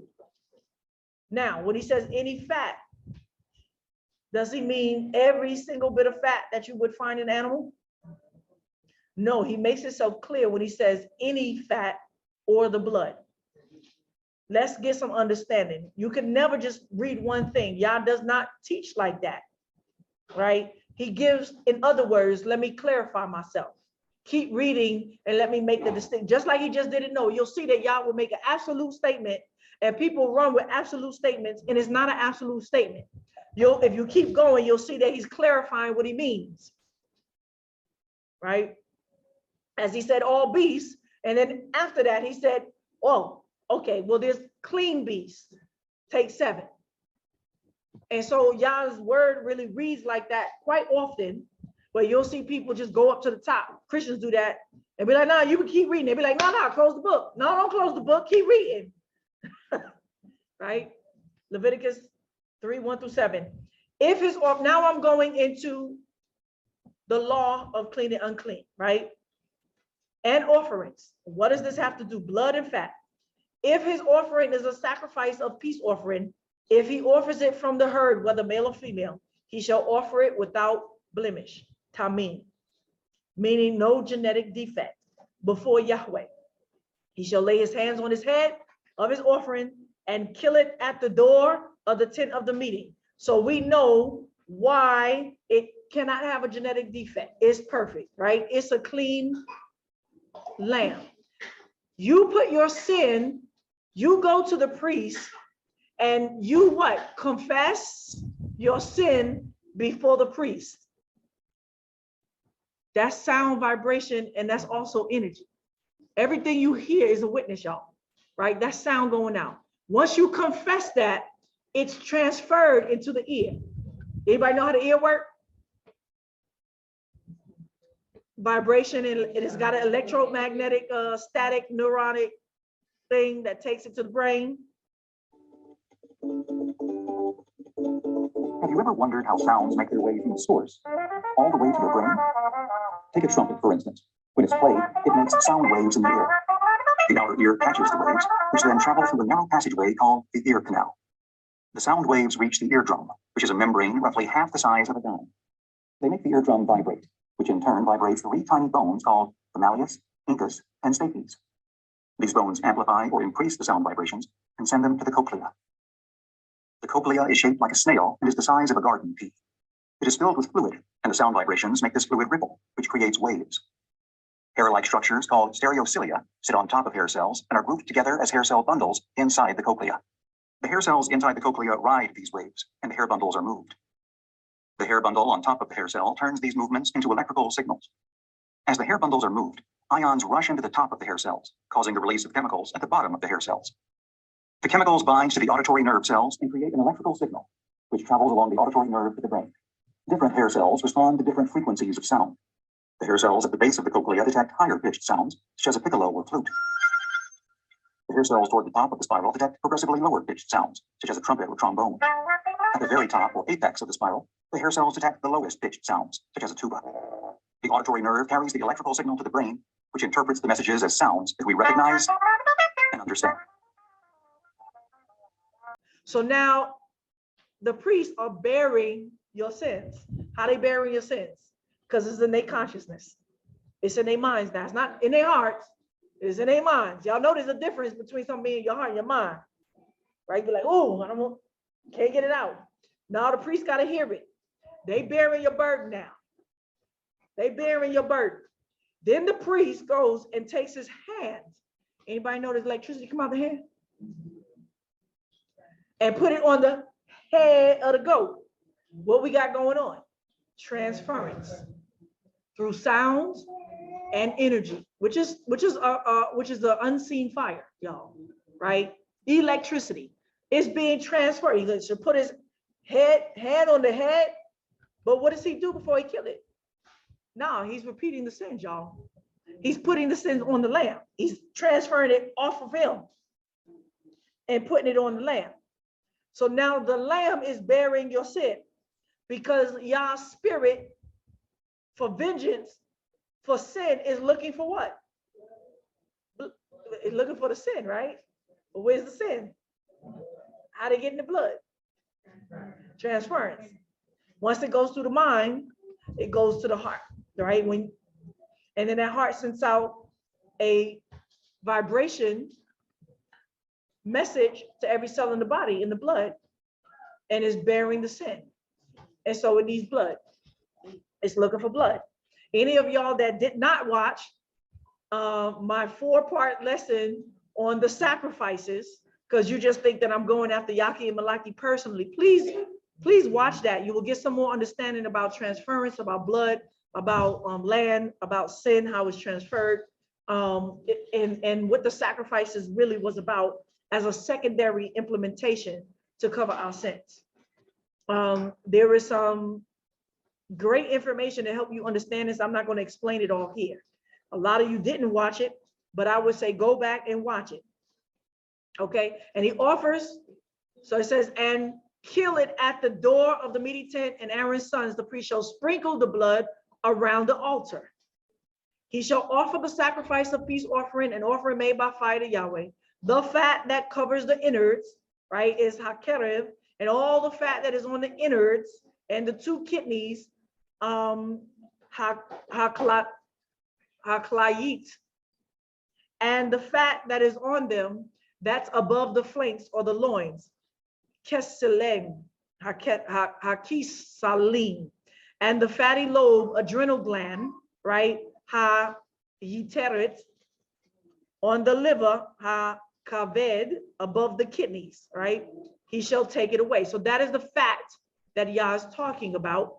And also there's another type of fat, that this fat that Yah is talking about is also, as we learned to slaughter, is that fat that looks very, what is it? It feels like waxy, oily. It is not connected to the meat. You could just pull it off, right?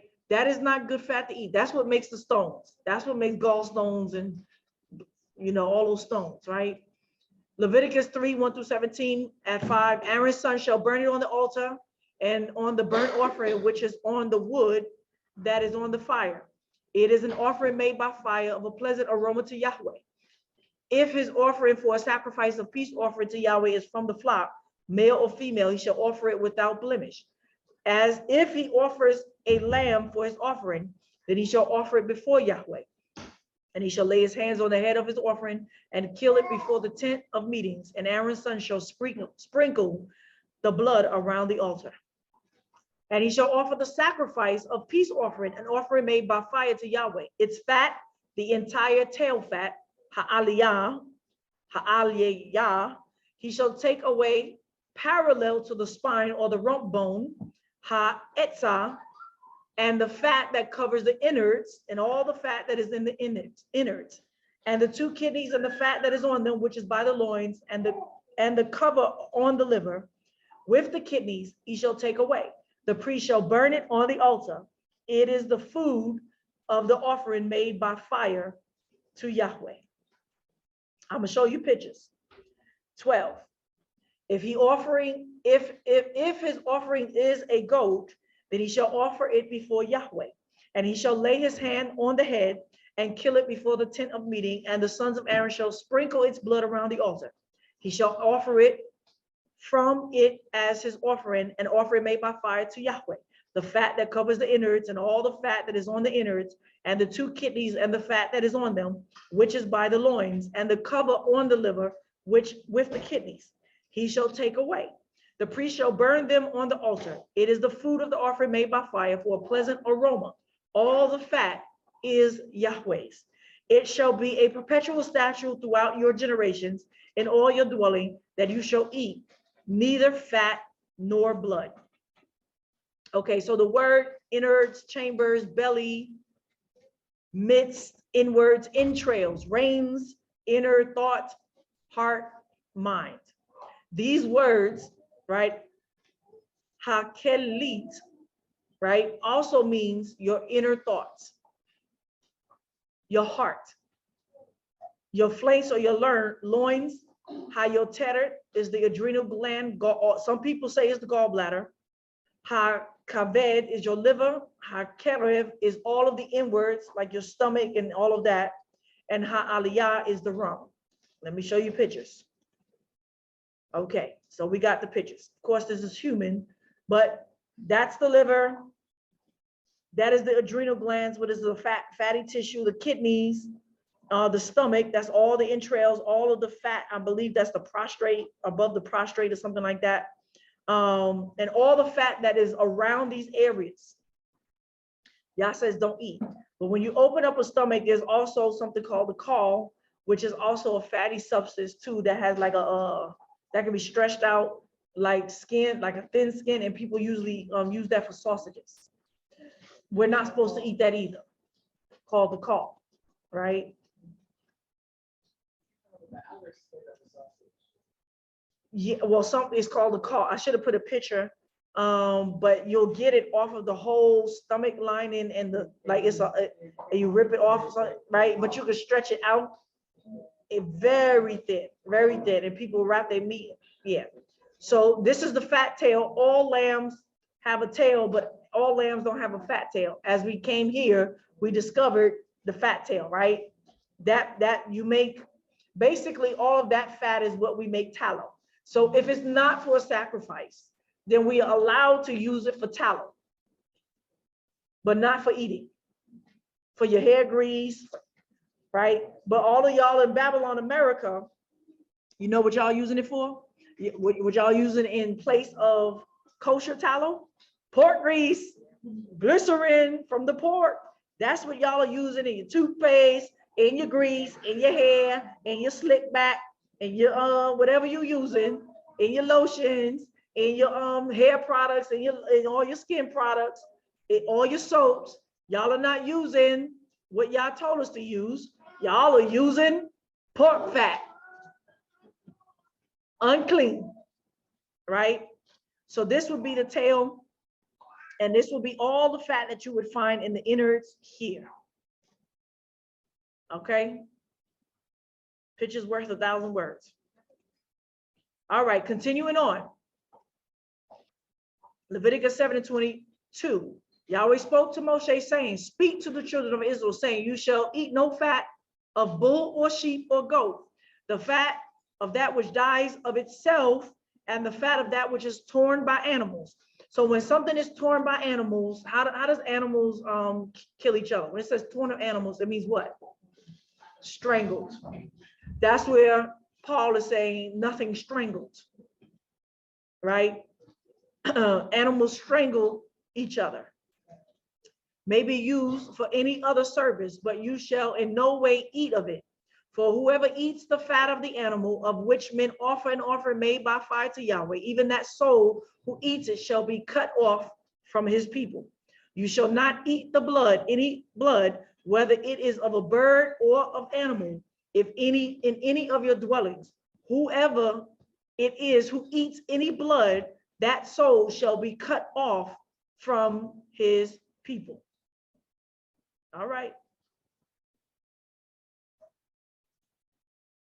I'm in Leviticus 17. Eating of blood is forbidden. 10. Any man of the house of Israel or of the strangers who live as foreigners among them, who eats any kind of blood, I will set my face against that soul who eats blood, and I will cut them off from among his people. Thank you. For the life of the flesh is in the blood. I have given it to you on the altar to make an atonement for your souls. For it is the blood that makes atonement by reason of the life. Therefore, I have said to the children of Israel, no person among you shall eat blood, neither shall any stranger who lives as a foreigner among you eat blood. Whatever man there is of the children of Israel or the stranger who lives as foreigners among them, who takes in hunting or animal or bird that may be eaten, he shall pour it out its blood and cover it with dust. So y'all know that we don't eat blood, but eating, you know, there's another way to eat, right? Does everything have to go through the mouth to eat? What's the other way you can eat blood? Or feed? How about feed off of blood, consume blood? Intravenous, IVs, and needles. That's a no-no. That's a no-no. All right, you can see where we're going with the vaccines. For as if the life of all flesh, its blood is with its life. Therefore I say to the children of Israel, you shall not eat the blood of any kind of flesh, for the life of all flesh is in the blood. Whosoever eats it shall be cut off. Every person that eats what dies of itself, or that which is torn by animals. Now, if something dies of itself, what are we talking about? Old age? We're talking about animals? No, we're talking about a disease, right? Or be unclean until evening, then he shall be clean. I'm sorry, whether he is native born or foreigner, he shall wash his clothes and bathe himself in water and be unclean until the evening. Then he shall be clean. But if he doesn't wash them or bathe his flesh, then he shall bear his iniquity. This is an iniquity. Leviticus 19:26, you shall not eat on the blood, neither shall you use enchantment or practice sorcery. What are we talking about? All right, I'm not going to go all into the deep This is also in the other lesson of the fall of Adam. But Yah says toklu, right? That word toklu, you could say eat, but it means to consume. It means to burn to the point where you take the energy source from it and you use it for yourself. On ha'adam, hadam, on blood. Lo tinakshu, from nachash, the serpent, and lo ta'anenu. That word is word for sorcery, but it means the cloud. It's the word for the cloud. So Yah says, do not eat, source, consume, take energy from, get life force from, heal by, nothing, no blood, that would be inside your whole soul, and do not practice sorcery, meaning don't mess with the mind, the cloud here. Everything that Yah told us don't do was to protect us from ultimately Satan's plan from the beginning. I said that I will put my seat in the sides of the north, and I would be like the Most High, above the stars of El. Who's the stars? The children of Israel. All right. Exodus 34 and 26. Meat and milk. 26, you shall bring the first of the first fruits of your ground to the house of Yahweh, your Elohim. You shall not boil or cook a young goat, a kid, in the milk of its mother. That's very clear. Now the Jews, the Orthodox, have taken that and stretched it out to say you can't have a cheeseburger. Or you can't have cream and chicken, right? Well, no, that's not what the word says. This is a principle of taking life with life. As he said, you can't take the eggs and the mother too. You can't eat both, right? One has got to be put aside for mating, and you'll never eat her until she's done mating, right? And then the children. But you don't take the milk of the baby. That's the substance, that's the spirit by which the baby's being nourished from the mother. You kill the kid and you boil it in his own nourishment. Is like, it's just wrong, y'all. It's just wrong, very wrong. Okay, well, how wrong is it that they taking your babies that you've killed, boiling it and putting it back inside you so you'd eat off of it? See what I'm saying? Okay, there's a principle behind this. That's sick, y'all. You eat your babies for life. Exodus 23, bring the best of the first fruits of your soil to the house of Yahweh, your Elohim. You must not cook a young goat in its mother's milk. This is an abomination. Deuteronomy 14 and 21, you are not to eat any corpse or died of itself. I want you to look at the word, nivla. So when you have an animal that dies of itself, usually probably sat a couple of days, right? You're dealing with a corpse now. It's corroding by itself. Your rigor mortis has set in. Most of the protein is being broken down. Half of the body is going. You picking at what? A dead corpse. A corpse, the outer layer, right? You may give it to the temporary resident alien within your gates, and he may eat it, or you may sell it to a foreigner. For you are a holy people belonging to Yahweh, your Elohim. You must not cook a goat in his mother's milk. So eating, this is about how you farm. Goats are your herd, right? You got to separate those that you are getting milk from. They are not to breed and kill them and eat them too, right? Same thing for the goats.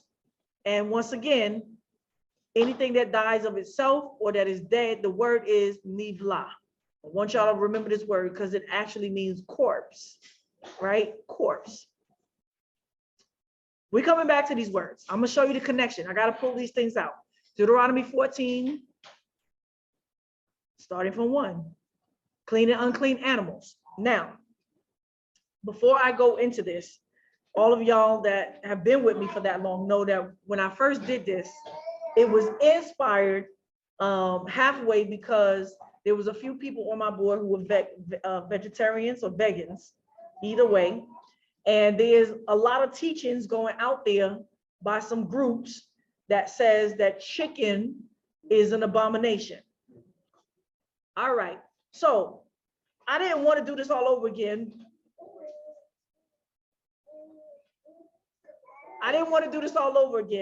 But I have to because 9 hours of a lot of talking and I couldn't edit it. So we're gonna take a break and come back. All right, so I'm cutting this up in pieces. We just got finished. We're learning some definitions, but we're gonna come back to all of those definitions. Hopefully that you've put a note down, kept it in your mind, but these words we're gonna come back to: the image, clean and unclean, the shikuts, what is an abomination. We went over some of the laws of unclean concerning milk and meat and other things. But now in this part, I'm gonna focus distinctly on going over Leviticus and Deuteronomy, where it's listing all the unclean animals. The reason why I'm doing this is because, like I said, your priests have done damage, violence to y'all's Torah and instructions, and none of y'all, I can't say none of y'all, but a lot of y'all haven't gotten a complete lesson. And so you come out in this new awakening with just, no shrimp, no pork, and that's it. And it's much more to it than that. On top of that, there are doctrines of demons going forward about veganism and vegetarianism. And this doctrine of demons that has infiltrated into the awakening since 40 years ago began with Demona, the KOG in Israel under Ben Amin. And they are vegans and they push veganism as the tree of life and the key to the kingdom of the heaven and everlasting life. But that has been proven wrong because they dying just like everybody else of the same diseases. In fact, a lot of them are on medication with high blood pressure, sugar diabetes, cancer, pancreas cancer. They got venereal diseases. They got everything that we suffering with, no different. And they dying at the same age. In fact, I would say some of them even dying younger than us. Even amongst all the smoking and drinking, they dying, right?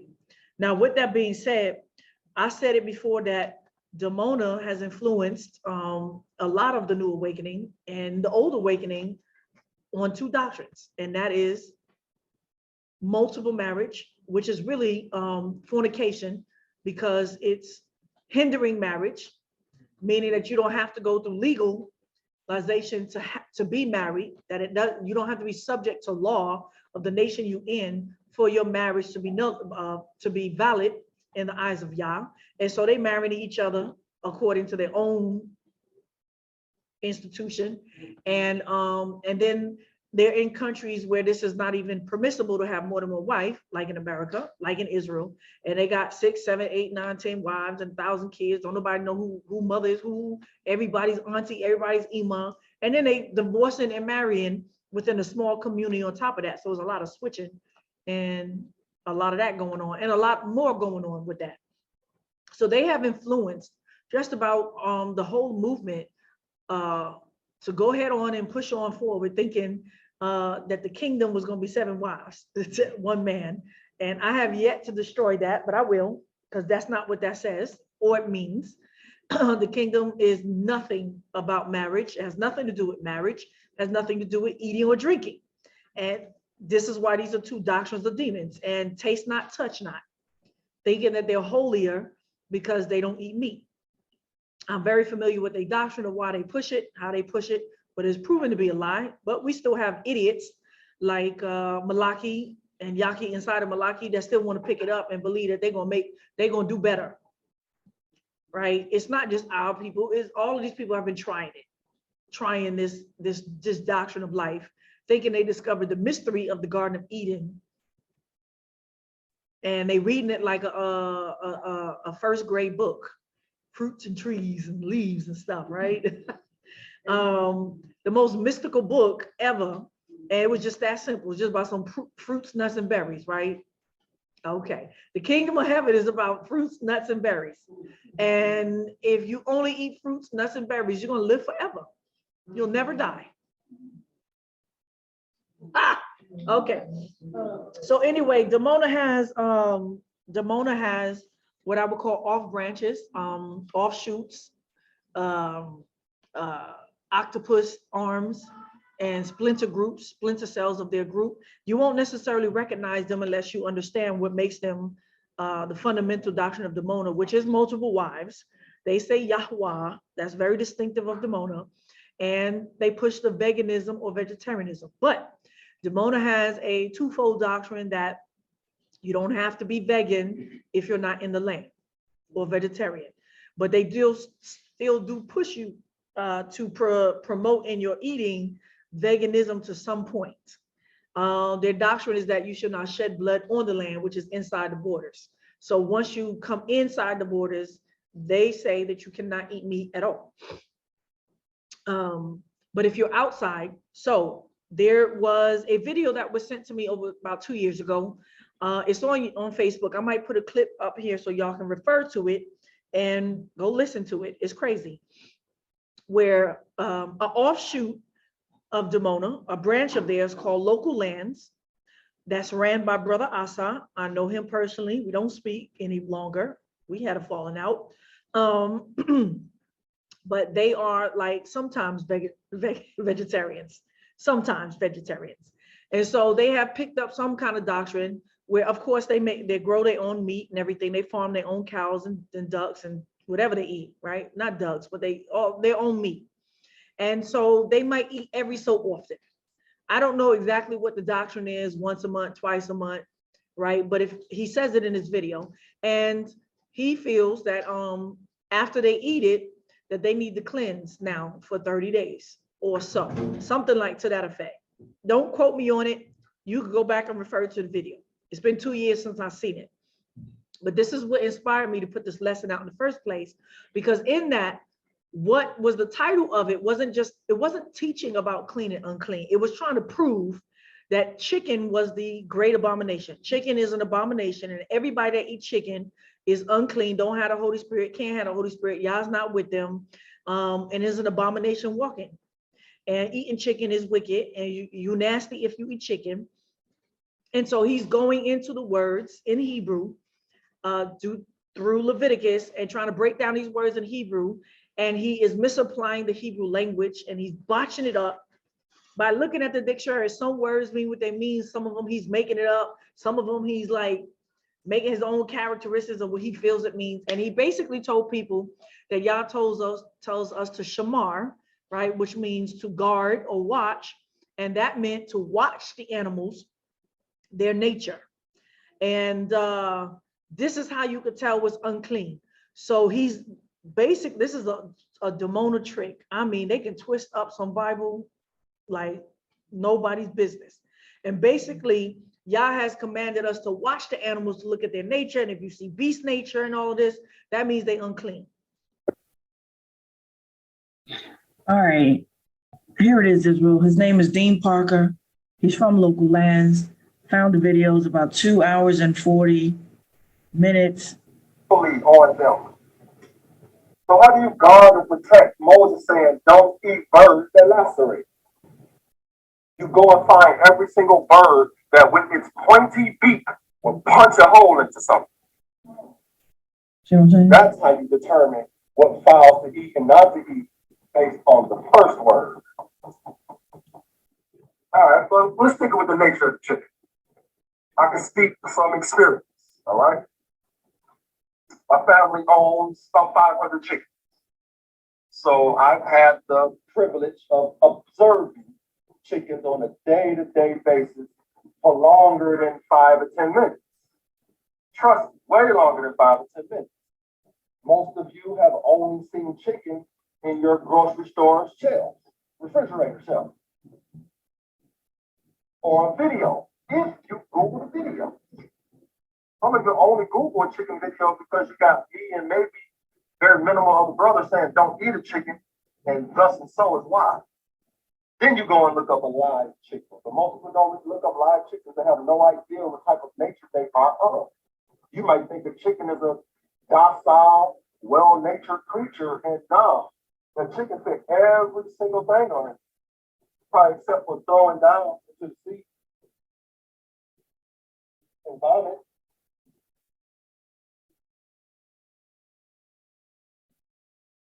Man, I was really looking for something else not to fit on the chicken here, this list, but I can't find it.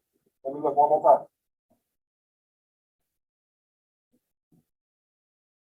Head that is constantly grabbed and pinned down by the other male rooster. And this is a continued cycle. So much so that the other roosters caught wind and they coming too. So now everybody getting some. Now she has value while she can still be penetrated. And they're gonna keep on doing it. But at what point does it or what you eat is? The brothers gang banging over territory that ain't theirs. The roosters fighting over a hen. I mean, not a hen. What you call it? I do. Majority. For the majority, I eat vegetables that me and my family grow our own. I eat deer, lamb, bison, fish that have both fins and scales. Trying to think, did I miss out any meat? That was about it, right? That's something. Oh, quail for birds. I eat quail. I'm waiting on somebody to bring a dove to a brother. Y'all want to try dove, turtle dove? I don't know about that pigeon thing. I'm gonna look up pigeon in the Hebrew to see. Because pigeons, well, no, boy. No. See? Even this pigeon thing is iffy.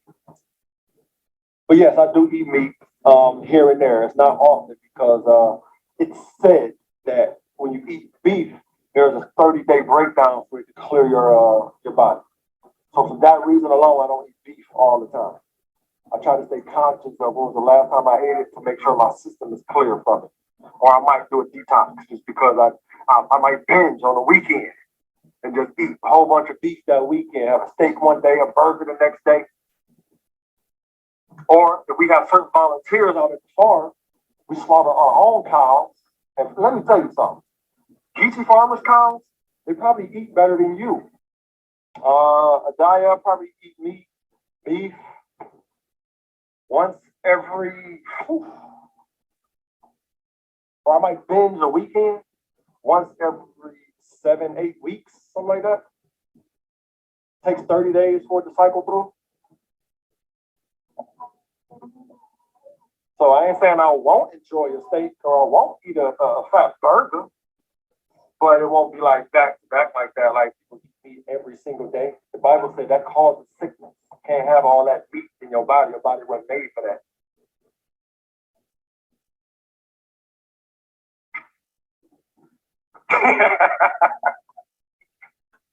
Yeah. Harry Harrison said, hold on. I gotta go back to that. Said, what if the chicken repents from the sinful characteristics that you wrote on the board? I don't think chickens can, man. I don't think so. Hey, that's a whole list. And none of these say chicken. But Moses never said none of these English words. I know it's backwards for y'all. I know that. Go back, about 10 minutes and get the flip version. But what he did say was these Hebrew terms that mean lacerate and all these other things here. So the chicken has much to repent for concerning these topics. So this is stupid, y'all. This is stupid. The reverse psychology that he was trying to make about trying to prove chicken. And I said once again, if chicken was the abomination, then we all going to hell, right? Like, if that was the case, why isn't y'all just like writing so many scriptures about chicken? That's not what he called out as the abomination, that desolate. That's not the one that he said all that eat that in the corner. He didn't say nothing about chicken on the grill. He talked about rat and he talked about pork. But I don't see no scriptures of the end time prophecy saying nothing about a chicken. From the New Testament to the Old. But he just made chicken the abomination of all time. We ain't got no hope, y'all. Right? So Use the term uznia, strong, powerful, bold. You can kind of get an idea on that in itself. He also said, don't eat birds that dart or fly rapidly. Don't eat birds that are screamers. If your bird lets out a loud scream, don't eat that bird. He also said, don't eat birds that are dark. Most people don't know if they eating a hen or a rooster when they buy a chicken in their grocery store. But roosters is the daddy, is the father, is the progenitor of chicken. So if you don't supposed to eat the daddy or the progenitor of a species, then you don't eat its offspring either. Roosters are dark, black. All right? Moses also said, don't eat nothing that gives out an answering cry. An answering cry? Like when the sun come up and it's time to answer that the sun has come up. Moses also said, birds that are violent or mistreating each other or other creatures, don't eat those birds. He didn't use the word nighthawk, he used the word takmas, which means violence. So eat violent birds. Moses also said, don't eat birds that kill or emaciate. I mean, they keep on returning to a dead thing to layer by layer, eat it till it's all gone. Do that. Moses also said, don't eat nets. The Hebrew word was nets, like N-E-T-S, nets, that's what I'm saying. But in Hebrew, that word means flower. From its brilliance, flower. Moses wasn't saying don't eat flowers. Of course, we're vegetarians, or we eat vegetarian-like. He's saying don't eat birds that have flowery, colorful feathers, like your chicken and a host of others that are beautiful to look at. They're colorful. He also said, don't eat birds that cast themselves down into the sea, like your seagulls. He also said, don't eat birds that give out a blowing cry. A blowing cry, that's the same thing as an answering cry. That's the same thing as a screamer. All right, don't eat those kind of birds. Moses also said, don't eat hard breathers. Hard breathers. So that's 4 different definitions of a bird letting a sound out. And Moses said, don't eat them kind. People and black people still love smoked ribs and chicken because it was forced in us for over 250 something years of chattel slavery. Missed it. But the Caucasians that had us in chattel slavery force fed pork and chicken to us every day. It confirms everything that was said about chicken here today. You're not observing the words you read. If you observe the word, but yeah. All right, so you can see here once again, Dean Parker. Go check it out. He posted this December 9th, 2017. Chicken eating is sinful, 100% proof. You are what you eat. Bible calls it sin to eat chicken, 100% proof. All right. Y'all had enough of him? Right? And so shamar means to watch, as in look with your eyes and observe. That's not what shamar means. Observe means to keep it, guard it, keep it, do it, right? It doesn't mean to watch with your little eyes. So that's number one. And we're going to go through all of the Hebrew words to pull out these distinct words and what these animals are, particularly the chicken and the turkey, and some other birds that may be questionable whether they're clean and unclean. With that being said, I'll give you an example of what stupidity he spoke. And so he, you know, like I said, he put up some videos, and other people would put up videos that's pushing this stuff of animals behaving like animals, right? And he put up a picture of a bunch of roosters procreating, mating with one hen. And basically, by the time they got finished trading off or whatever, she looked like she was dead, and they was plucking the back of her neck. She wasn't dead. And basically, he said, this is why men rape our sisters, you know, like hens, because we nasty, and men rape right? And we have multiple partners because we eat chicken, right? Because you can see the way the chickens are acting. So we got the rape spirit, like you are what you eat type stuff, right? And so he depicted the chickens doing animal nature, whatever they do. Now, y'all, animals don't get married. There's no mikodeshet, there's no betrothal, there's no paperwork when we put animals together. Right?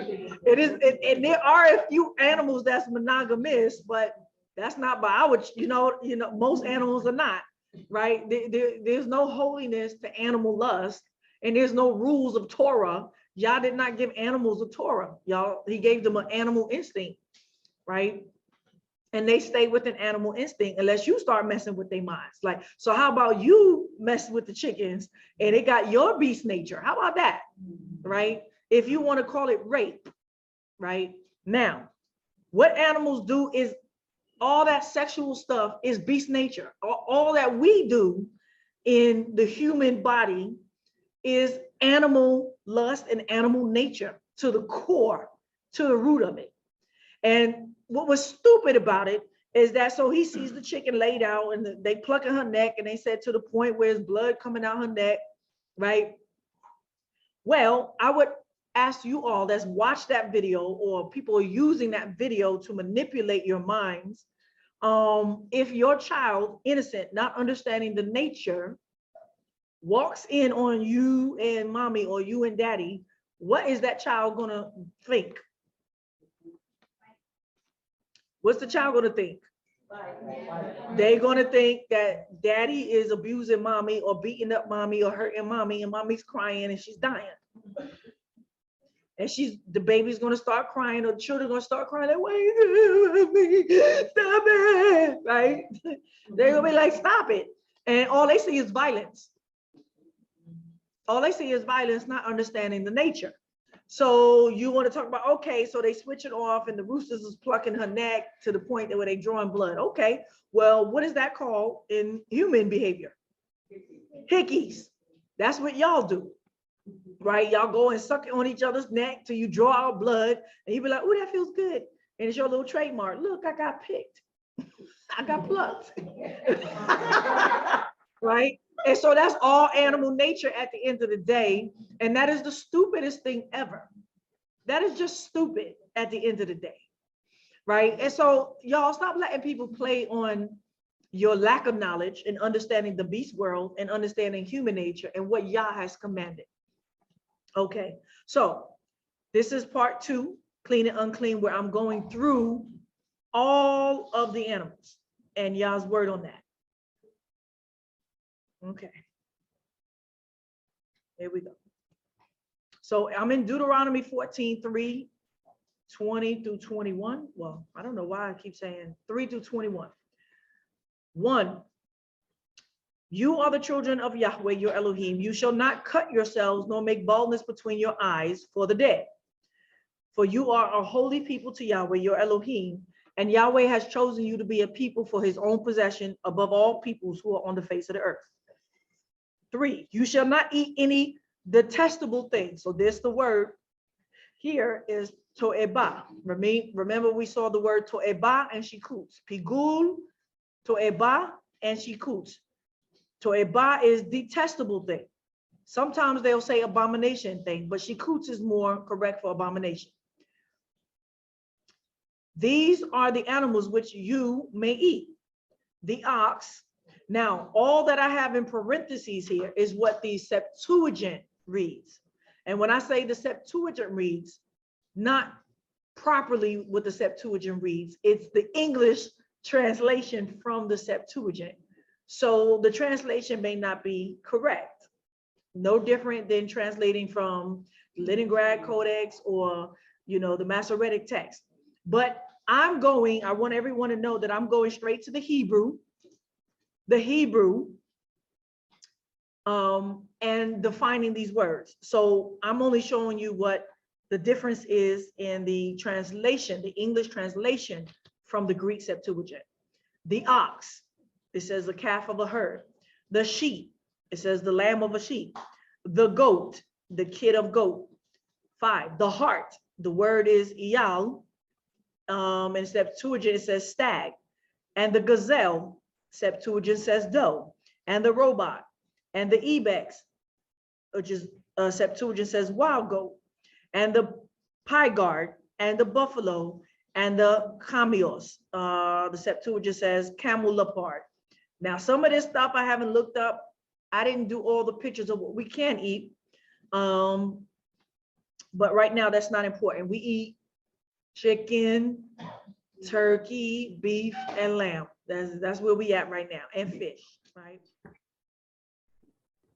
Okay, I'm in Deuteronomy, verse 6. And every animal that parts the hoof and has the cleft, and the cleave is cloven into two, and chews the cud among the animals that you may eat. Nevertheless, these you shall not eat of them that chew the cud, or of those that have the hoof cloven, like the camel and the hare and the rabbit, because they chew the cud, but they don't part the hoof. They are unclean to you. The pig, because it has a split hoof, but doesn't chew the cud, it's unclean, tamim, to you. Of their flesh you shall not eat. Okay, y'all come out of the awakening knowing that much, but then you don't check none of your stuff to find out if y'all got pork products and extracts and everything you eating, like lard, like gelatin, like what? Lotion, glycerin, right? You don't check to find out if this stuff is from pig products. And their carcasses you shall not touch. So our brothers have a problem with this because, you know, outside of them making rubber, basketballs and footballs and baseballs and stuff, and shoes, most of that stuff is made out of pig skin, not cow skin. Footballs, basketballs is made out of pig skin. And most of your shoes, your sneakers, your leather sneakers and shoes are made out of pig skin. Just because it say leather, you assume that it's cow. It's not. You got to call the company and find out. And because pork is so plentiful, I'm gonna say 9 times out of 10, your shoes and sneakers is made, if it's leather, from pork. That's the carcass. Your bags, your belts, your Fendi bags, or whatever y'all using, that's leather this and leather that, 9 times out of 10 is made from the carcass of the pig. That would include the skin too, y'all, right? You shall not touch. Who could say that? Nobody comes out with that. All right. That will make you unclean. Okay. Split hoof. This is the difference between a split hoof. I believe this is a horse. So you see they have one nail. That's the hoof. It's all one together. And this is a cow. You see the split between the toes. So there's 2 bones here, split hoof. 1 toe, 2 toe. I think this is the camel toe. This is the camel, split. This is a 3-toed rhinoceros. And that's a rhinoceros, and I'm not sure what that one was. Elephant, right. That's 3 toes, and that's 4. Huh? You learn something all the time. This is for the kids, y'all, and all of us as kids, right? We got to see this stuff. Okay, so that's an X, that's an ant, that's legit. But what is chewing the cud? Because that's a camel and that's a cow. They split the hoof. All right, chewing the cud.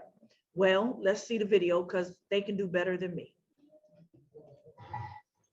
The key to the cow's success lies here, the rumen. It's sort of a belief of every school child that the cow has 4 stomachs. That's not really true. What it has is 1 true stomach, the Abomination, which is exactly the same as our stomach. Upstream of that is a multi-compartmental fermentation vat, fermentation chamber wherein live the microbes. Now, when the cow goes out to graze, she eats the grass really as quickly as possible and swallows it almost unchanged. That comes into the rumen, and at that point, it's really quite difficult for the microbes to penetrate through the cell wall and start the chemical digestion of the plant fibers. So what the cow has also evolved is this really elegant mechanism of rumination. In this, she moves the food round in the rumen, and then a bolus of food is regurgitated, passes up to the mouth, and then she takes it in her mouth and chews it rather as old cowboys would chew tobacco, 20 chews on one side, 20 chews on the other. This breaks it up and it comes back down again into the rumen.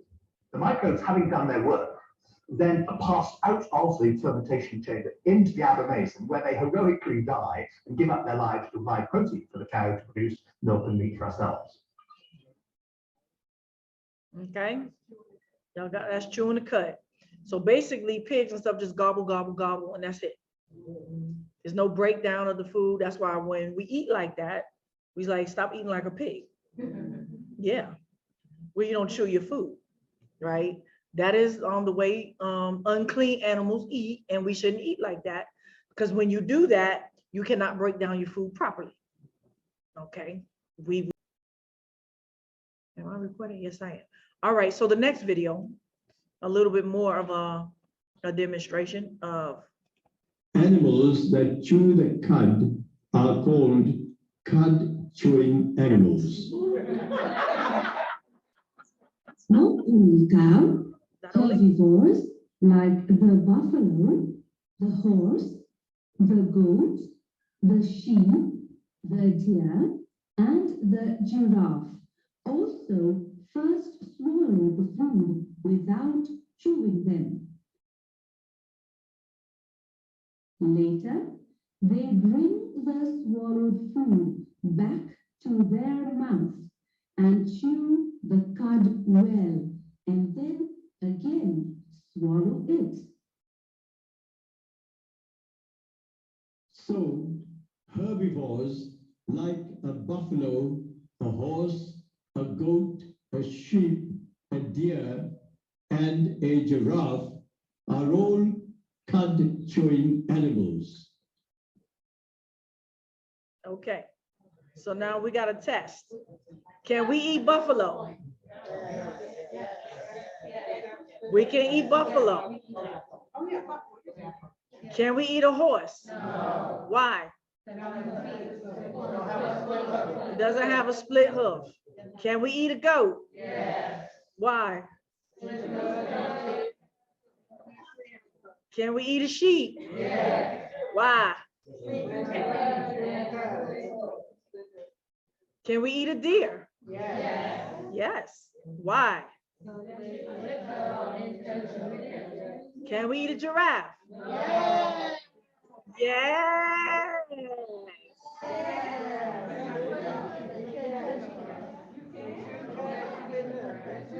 Hello, y'all. Hold on. We can, if you can catch it, you can eat it. A giraffe has a split hoof and it chews the cud.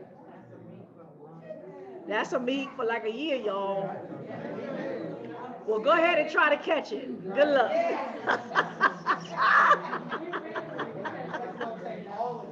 Yes. So, remnant, I don't know if we're gonna have any giraffes in the wilderness, but if you get stuck in Africa somewhere, while you're trying to truck back to the wilderness, you can eat a giraffe. All right, moving forward. Animals. Okay. Yes.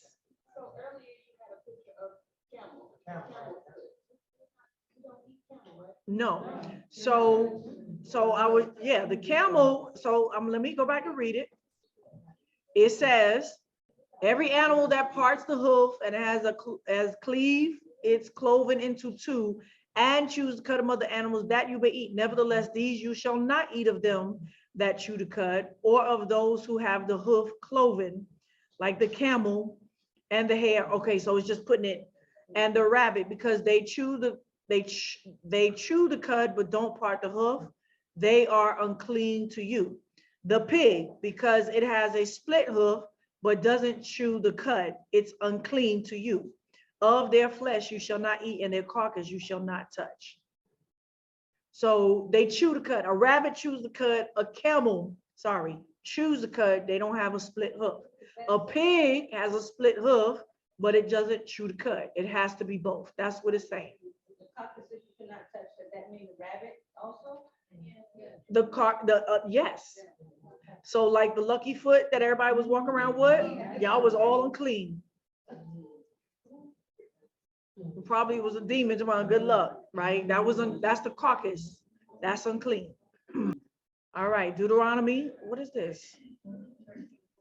Deuteronomy 14:3-20. Y'all, hold on. No. The hair you can't. Camel. You can use camel hair. That's not the carcass. You can separate the hair and it's still alive. The camel skin, you cannot. Camel hair, you can. We know that John the Baptist wore camel's hair and it looks like wool. I'm gonna say no. I said you might put it on your skin. Right? So listen, don't add, don't take away. Don't add, don't take away. So let's say you harnessing camels for transportation and you raise camels.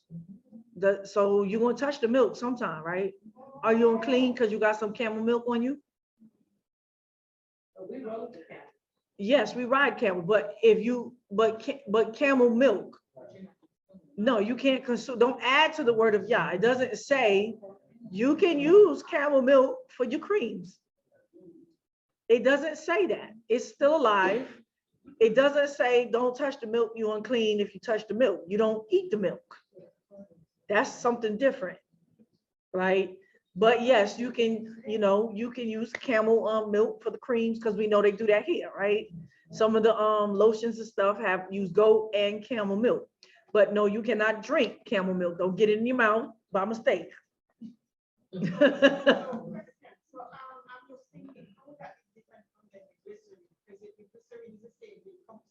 The glycerin comes from a dead pig.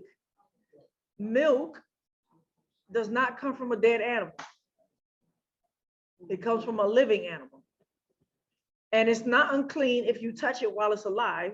You're probably dirty. You can still catch something if, we don't have animals in the house, right? But it's unclean to touch the dead carcass of the animal, okay? Deuteronomy 14, I'm at 9. These you may eat of all that are in the waters. Whatever has fins and scales, you may eat. And whatever doesn't have fins and scales, you shall not eat. It is tameh, unclean to you. So this is what scales are, right? All of us here went fishing, right? Did y'all learn what scales are? You don't remember? You was helping Papa Uncle Brett with the fish. You don't remember? All right, y'all know what that is on the fish, right? That's the scales. So there's different kinds of scales. We're not gonna go into the science. That's a scale. And these are fins, all of these parts right here. Those are fins. So we can eat anything in the ocean that has fins and scales. But we can't eat squid, right? We can't eat octopus, catfish, shellfish, shrimp, crabs, tortoisefish, swordfish, shark. Can't eat none of that. Dolphins, can't eat none of that. Yes. No, tuna is good. No, tuna has scales. Tuna has scales. It maybe microscopic. So yes, there are some fish that looks very smooth and slimy, but if you look closer with a They actually do have scales. They're very microscopic and you still can scale them. Yeah, so to my understanding, tuna has scales. We'll take a second microscopic look, just in case. All right. Are we clear? Yeah, okay, we got another question. Go ahead.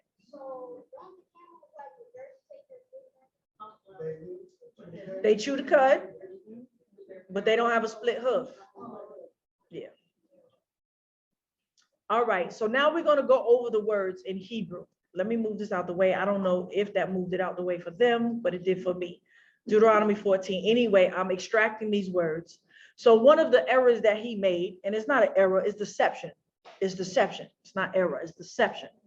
Is that he took these words and said that these words were characterizations, adjectives. But the first thing from the Hebrew language is when you see a ha anything means that it's a what? A noun or a pronoun or a proper noun. It's not an adjective. Right? So the word here is hanesher, right? We got the word hanesher. I'm not even going to read all of this. I'm just pulling it out. We got hanesher, we haperes, we haozniya, hara'a, ha'iya, ha'eya, hada'at, we'et kol orev lemino, right? So that means all of this kind. So it's saying that this is a kind, and after it, bat ha ya'ana, ha tachamas, ha shakaf, ha nets, after its kind, hakus, ha yansuf, hatin, semet, ha-ka'at, ha-rakama, ha-shalak, ha-chasida, ha-anafa, ha-dukipat, ve-ha-atalef. I don't know if y'all recognize some of those words already, because y'all have already known some of these words in Hebrew, right? If you was to look at them as a verb or adjective, y'all already are familiar with some of these words. But what he did was take all of these words, looked at some dictionary and found some similarities in the word, some probabilities of the word, and he made up some words and made them have like all kind of animal-like bestial characterizations. But that is so wicked for him to play and twist and pervert the Hebrew language like that. And I'm gonna show you why, right? Now, these are all the birds that they're listing we can't eat, but we're gonna go through the meanings of them, right? Let me finish though. And we're 11 of all clean tahor birds you may eat, but these are they of which you shall not eat: the eagle, the vulture, osprey, or the offspring, sea eagle, the red kite, vulture, the falcon, the kite after her kind, and every raven after its kind, and the ostrich, sparrow in the Septuagint, and the owl and the seagull or the sea mule, the hawk after its kind, the little owl and the great owl, and the horned owl, and the pelican and the vulture. Hawk, it says hawk in the English translation of the Septuagint, and the cormorant, raven in the Septuagint, and the stork, pelican, and the heron, says diver in the Septuagint, after its kind, and the hoopie, it says red bill in the Septuagint, and the bat. All winged creeping things are unclean, tameh, to you. They shall not be eaten. Of all clean birds you may eat, you shall not eat anything that dies of itself. You may give it to the foreigner living among you, who is within your gates, that he may eat it, or you may sell it to a foreigner, for you are holy people to Yahweh your Elohim. You shall not boil a kid in his mother's milk. Now we're going to go, let me continue. You are to be a holy people to me, and the meat of the field, torn flesh or by prey, you shall not eat. Send it to the dogs. So this is when it's torn by beasts. It means it's strangled. I'm going to finish before I go back to the words. Now we're going to go through Leviticus 11:1. Yahweh spoke to Moshe and Aaron, saying to them, speak to the children of Israel, saying, these are the living things which you may eat among all the beasts that are on the earth, whatever parts the hoof and the cloven footed, and choose the cud among the animals, that you may eat. Nevertheless, these you shall not eat of those that chew the cud, or of those who part the hoof. The camel, because he chews the cud, but doesn't have a parted hoof, he is tameh, unclean to you. The kuni, because he chews the cud, but doesn't have a parted hoof, he is unclean to you. Now, we've discovered here, right, in the Middle East, in these parts, that they eat camel. In Jordan and in Egypt, they eat rabbit, and which is another form of a rat, right? And they slaughter rabbit in the same places that they will slaughter the pigeons and the doves and the chicken. So if anyone saw the slanderous video that I sacrificed chickens, or I made all of my people sacrifice chickens for blood to worship me, to prepare for a physical sacrifice, that is a complete lie. What you saw is us adhering to the word of Yah about touching any unclean and abominable thing, as in a rabbit or a kuni. And if they slaughtering the blood of the rabbit and the kuni, and the utensils that they slaughter on is all unclean. So what we have learned to do here is buy our own chickens alive, and we learned to slaughter them ourselves. Woe to those that call good evil and evil good. They're blasphemers of Yah's word, and they're going to hell for it, for perversion. Okay. The hare, because he chews the cud but doesn't part the hoof, she is unclean to you. The pig, because he splits the hoof and is cloven footed but doesn't chew the cud, he is unclean to you. Of their flesh you shall not eat, and their carcasses you shall not touch or draw near. They are unclean to you. These you may eat of all that are in the waters, whatever has fins and scales in the water, in the seas and in the rivers, that you may eat. All that don't have fins and scales in the seas and in the rivers, of all that swarms insects in the waters, of all the living creatures that are in the waters, they are a shekets, abominations. We're going to get into the shekets, right, to you. So we know that the pork and all of that is a tameh, unclean, and a detestable, right, a toeba. And now he's labeling these as shekets, right, abominations. Remember that we went to the abominations, right? And the abominations were shekets, they are to you. So we're talking about critters now that what? Go through the waters. I want y'all, why he's saying shekets. You shall not eat of their flesh, and you their carcasses regard as a tishak su. Regard their carcasses as a abomination as well. Whatever has no fins nor scales in the waters, that is an abomination to you. Now, the question would be seashells, the shells. That is not the carcass. If that be the case, you're unclean every time you step on the beach. Right? And 9 times out of 10, when you get sand in your mouth, some of that is crushed seashells. The seashells or the horns of them, that is not an abomination. That's not their carcass. All right, they can be separated from that. Yes, they leave the shells while they're alive, right?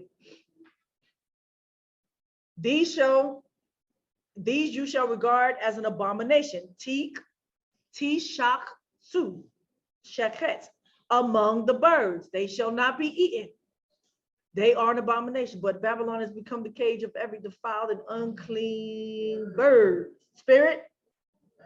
Now, what you see is that when he talks about the land animals, he calls that toba and tameh, unclean and a detestable thing. When he gets to the fish and the things and the birds, they both what? Float through the air and the water. I want y'all to Why he's calling this a sheketz, right? It's a difference. They sworn, this is called a heaven, and so is the waters beneath. That's a heaven of water. And they shall not be eaten. They are a sheket, an abomination, the eagle and the vulture, the black vulture and the red kite, any kind of black kite, any kind of raven, the horned owl, the screech owl, the gull, and any kind of hawk, the little owl, the cormorant, the gray owl, the white owl, the desert owl, the offspring. Now, I want you to see this word, haraham. That's what's in the Hebrew. The Septuagint English translation from the Greek Septuagint says swan. But in the Hebrew, the word is offspring. I put it in yellow because we got a question mark here, right? The stork, any kind of heron, the hoopie, and the bat. All right, so now I pulled out all of the words. Let me move this out the way. In the Hebrew, and we're going to go through the Hebrew meanings of them. The first one was nesher. Nesher. It's in Hebrew, it's a griffin, vulture, eagle. And the word, he said that nesher means to lacerate. I remember he's like, lacerate, right? From an unused root by Strong's. So he went into the Strong's to find these words. Now, Strong's can be helpful to a certain degree, but you got to go further than Strong's. And if you don't know the language, you're gonna mess up the language. You're gonna mess it up because Strong's is not always correct. It does not mean to lacerate. The word nesher in Hebrew means to fall out or drop out, right? The second one was peres. It's 2 times in the Bible. It means a bearded vulture. The word, it says from perak, dismantle, dissolve, not claw. He said it also means to claw. That's what he said. But it's from the word parak, dismantle or dissolve. But peres, if you recognize any of the Hebrew, also means to slice or divide in 2, right? I.e. as in hoof, a divided hoof. That's the word, peres, right? Azniah is 2 times in the 2 scriptures that we read, Leviticus and Deuteronomy, and it means a buzzard or offspring. Probably from the word az. This is probably because they're looking at the root. Azniah means strong or might. It's not bad in itself. The other word is ra'ah, but this is a scribal error. There's no such word in Hebrew as ra'ah, as in the way it's spelled. The word is a scribal error from the word da'ah. We have ayah, which is false 4 times in the scriptures: falcon, hawk, and kite and kind. Where now he said perhaps, no, it says perhaps from the word cry, right? Ayah, right? As in woe or at last.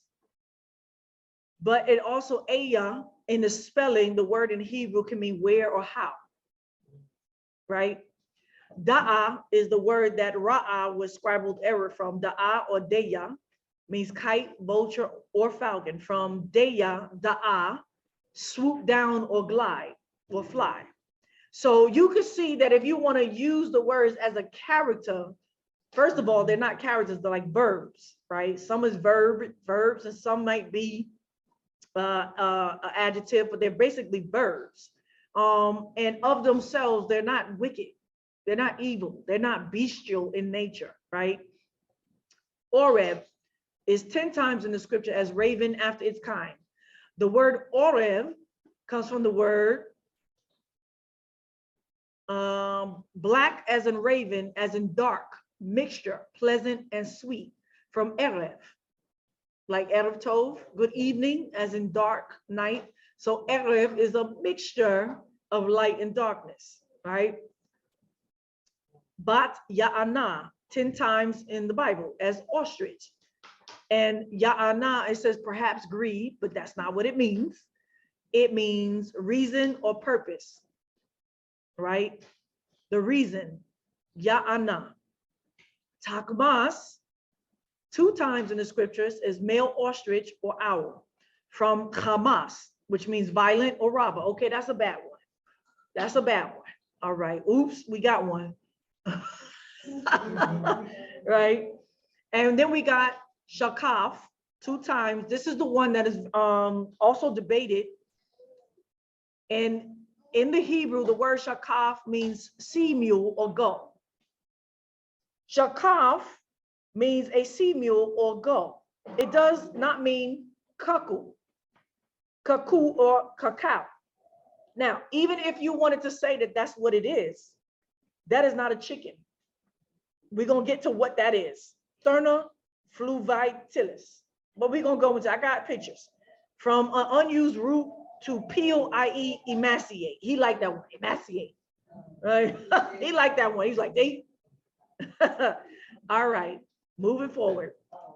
So we're going to go over the shakaf. And so we have the next word is nets, 4 times as in hawk or kind. And that means to blossom or sparkle. Ooh, well, I guess we can eat a next. It means to blossom or sparkle. Then we have koos, 33 times in the Bible, as in little owl. But the word koos means what? Cup. Uh-oh, like this is stupid, y'all, right? Shalak, 2 times as an offspring. But y'all know what the word shalak means, right? Send away. Cast away. Yansuf, 3 times as in great owl or screech owl. The feminine is neshef, right? And it means twilight or evening.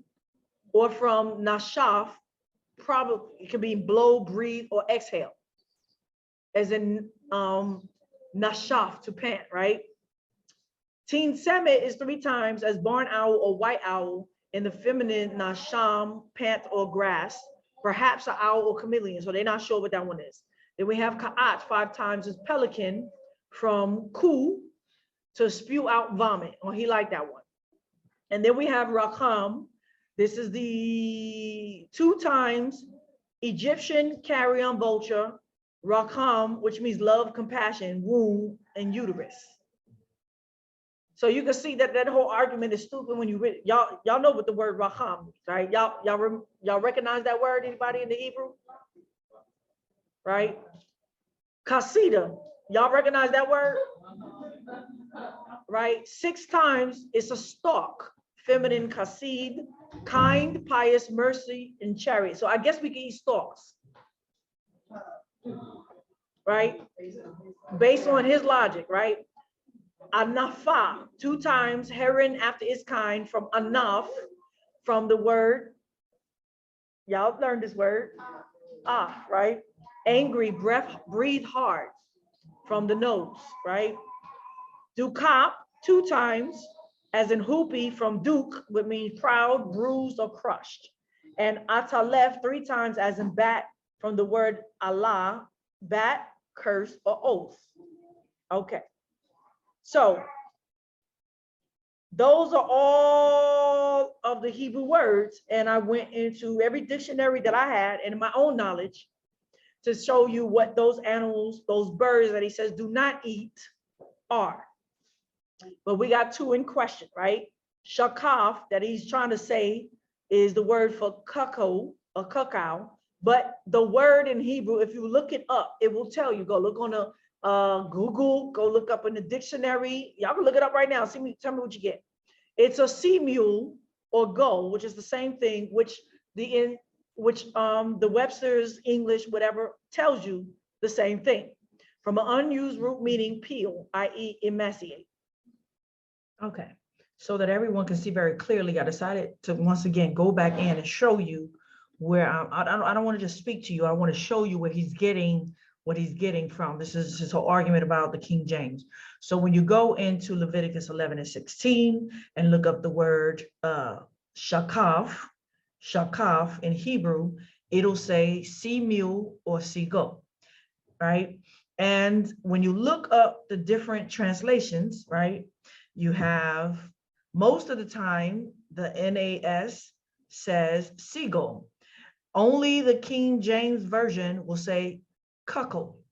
As you can see here in Deuteronomy 14 and 15, only the King James will say cuckoo, and then you see the NIT will say and the sea. or the seabird, right? 2 times.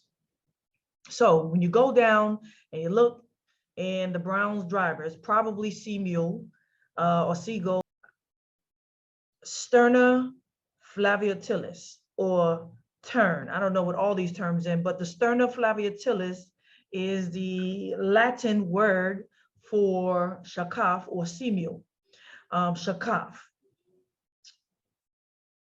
But when you go down to the Strong's exhaustive concordance, you will see cuckle from an unused root meaning, i.e. peel, i.e. emaciate, the go, right, as thin as a cuckoo.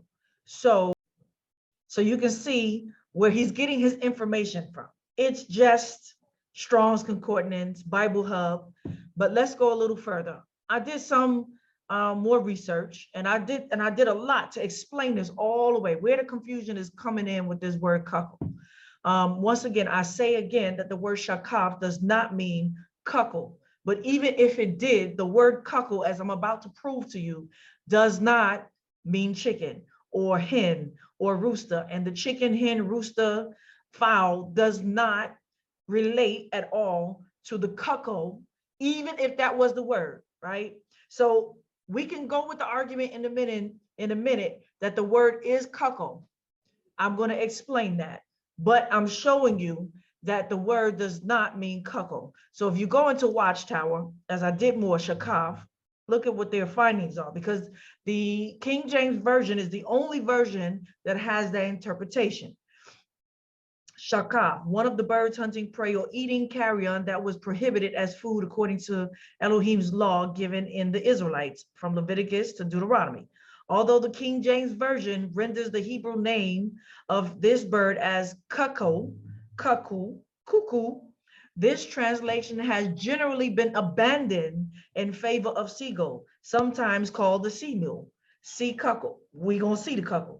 Some lexicographers understand the name to be derived from the root meaning be thin, slender or lean, which might describe the gull from the standpoint of its trim appearance and the relative narrowness of the body as compared with the long pointed wings. So I showed you the picture, or I will be showing you the picture of that.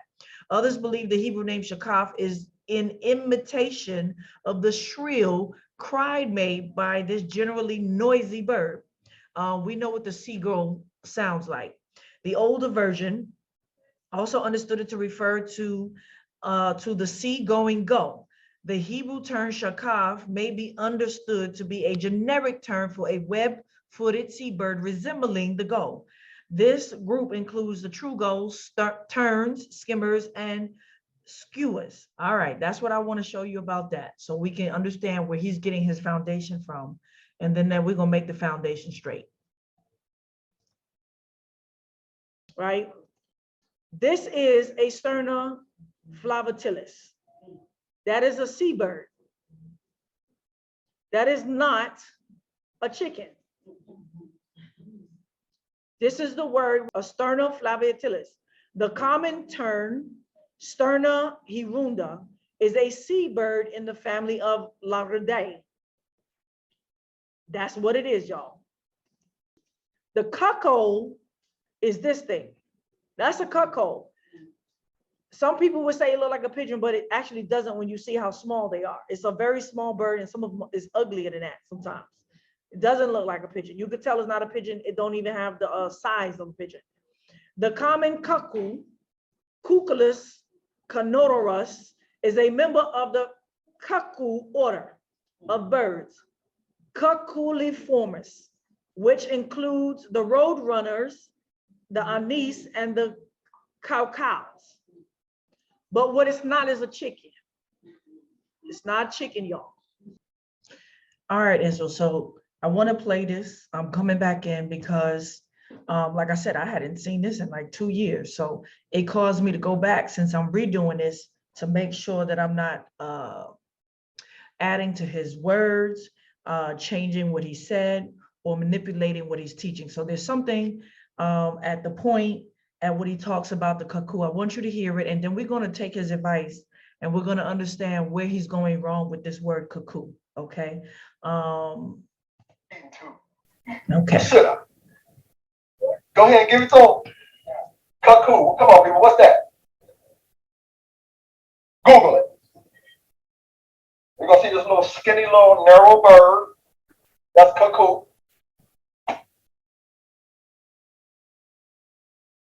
I ain't gonna pause so you can pause and go see. But when you get a chance, after you Google cuckoo, I want you to go and see those pictures.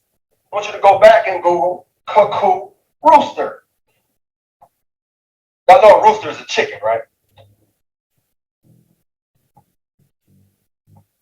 Now, some people are a bit antagonistic and they will say, well, the Bible only says cuckoo.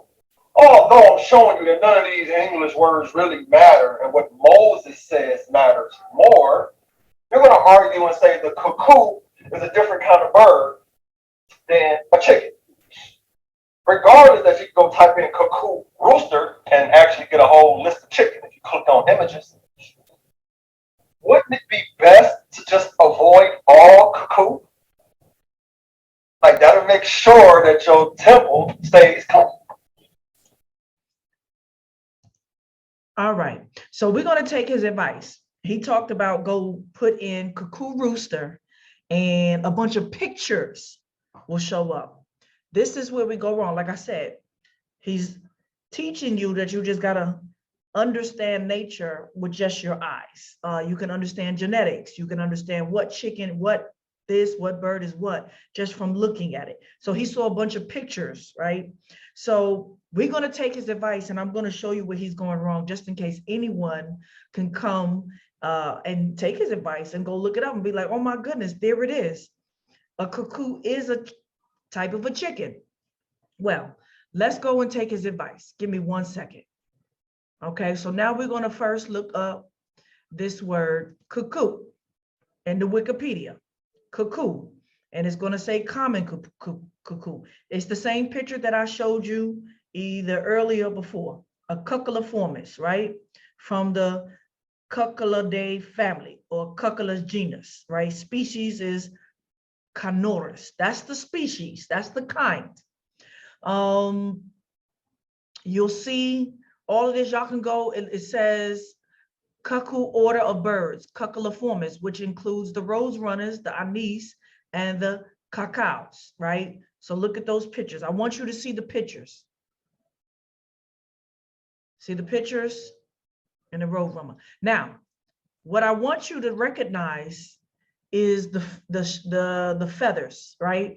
I want to point this out. Look at the feathers, the color of the feathers. Look under there, the color of his feathers, right? The roadrunner. I want you to look at the color of the roadrunner's feathers. This is the anise. That's a little more darker. And the cuckoos. Look at those feathers. See those feathers? I want y'all to remember that. Okay. As he says, you can look up cuckoo rooster and you're going to see a bunch of pictures of roosters. True indeed. We're going to do that. Right. So y'all can go look this up and see that it has no species connected to the Galliformis, right? Is not connected according to this to the chicken. You won't see it in the genetics or anything native to it. Y'all can go read all of this. He knows this, right? Want y'all to see the plumage underneath. Look at that, all right? I want you to see that. And this sort of like owl, look at the plumage, right? That's what I want y'all. Look at this one. I want y'all to see the feathers. And they're known for having dark eggs and spotted eggs, different kinds of eggs, right? All right. Give me 1 second. All right. So when you go into the cacao, right, what does the name cacao mean? Any of the variant usu slim spouted billed long-tailed birds of the order of the Cuculaformis. Many species noted for their broad parasitism, a common Eurasian Cuculus canorus with the monotonously repeated call. The call of the cuckoo, cuckoo, cuckoo, cuckoo, cuckoo. That's not the sound of a chicken or a rooster. right?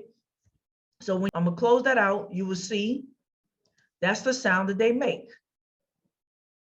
Okay, then we're gonna look up this cuckoo rooster, the cuckoo rooster. Give me 1 second. Where am I going first?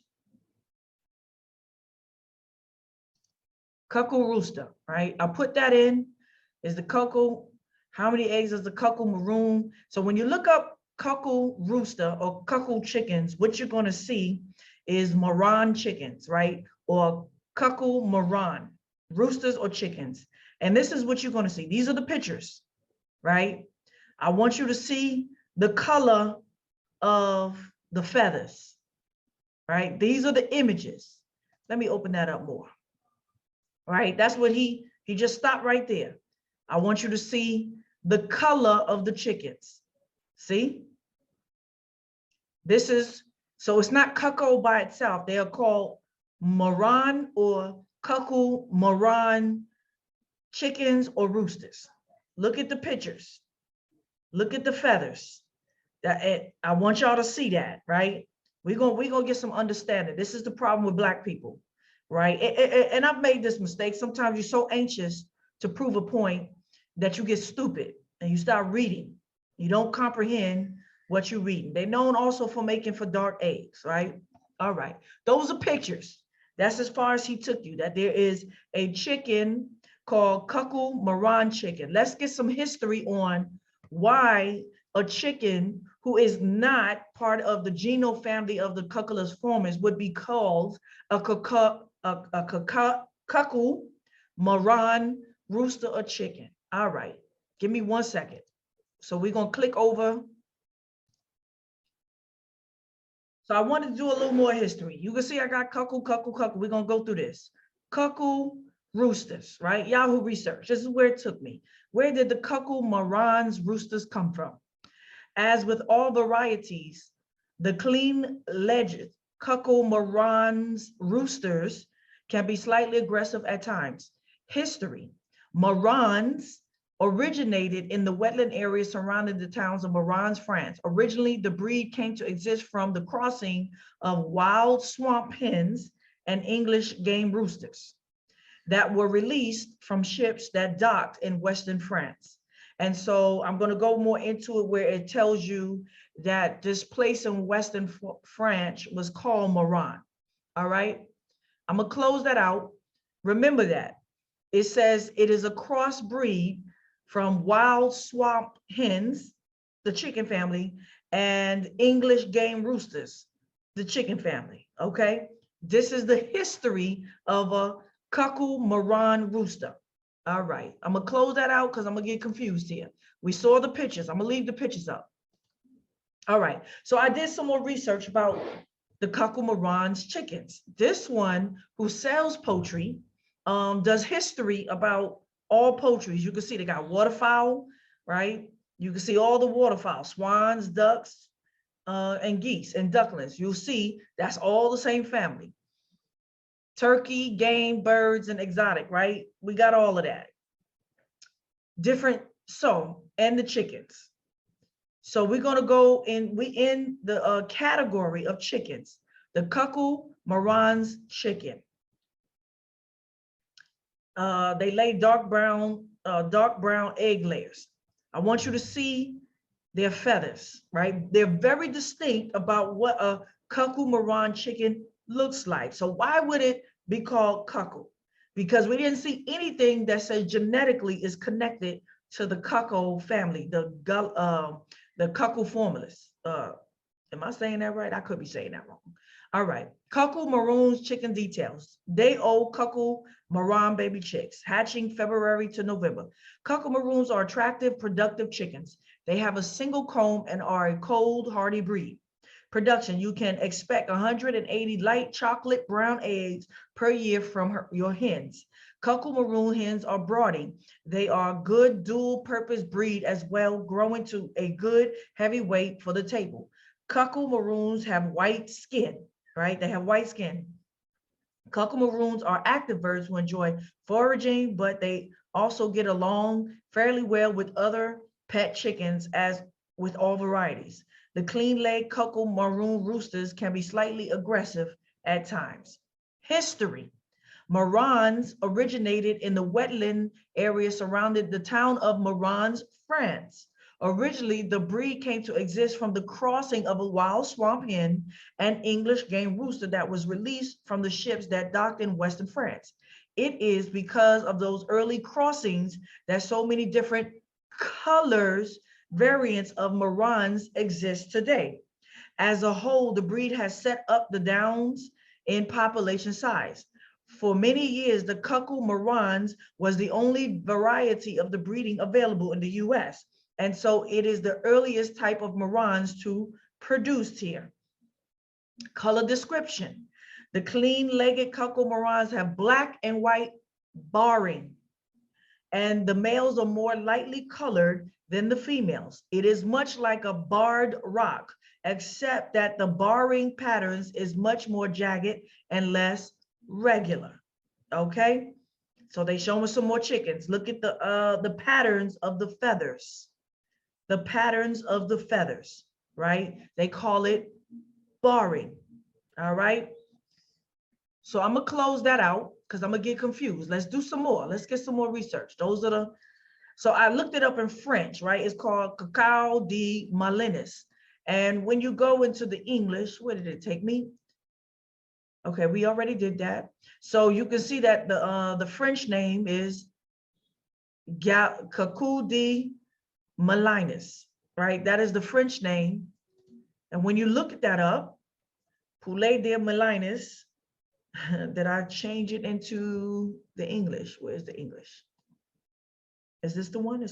It took me to the French first, and then I had to translate it to the French, right? And when I press on that, what it took me to was this.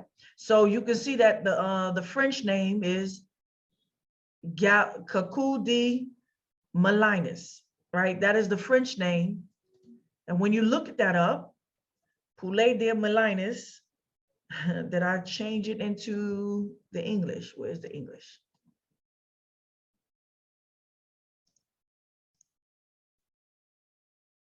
Let's translate into English, right? Since it's from France, they named it. So it's the Mechlin hen, right? That's the translation. The Mechlin hen or the Mechlin cuckoo is a breed of domestic hens. Watch this, look it up. Gallus domesticus in French, the domesticus hen, female, the domesticus roosters, male, is a subspecies of the order Galliformis. This bird mainly resulted from the domestication of the wild golden rooster with bred both with the flesh, with its flesh, for its egg, for fighting, blah, blah, blah, blah, blah, right? So it's telling you, I want you to look at their plumage. Look at the color of what they call it, right? We're gonna go down and we're gonna read a little description. I think I read that already. It's a large, rustic, massive, broad and voluminous early broiler fowl with a long horizon back. The chest is deep, the tail short, is carried almost blah, blah, blah, blah, blah, right? The origin. Let's look up the origin again. This is Wikipedia. She is originally from Mechlin, right?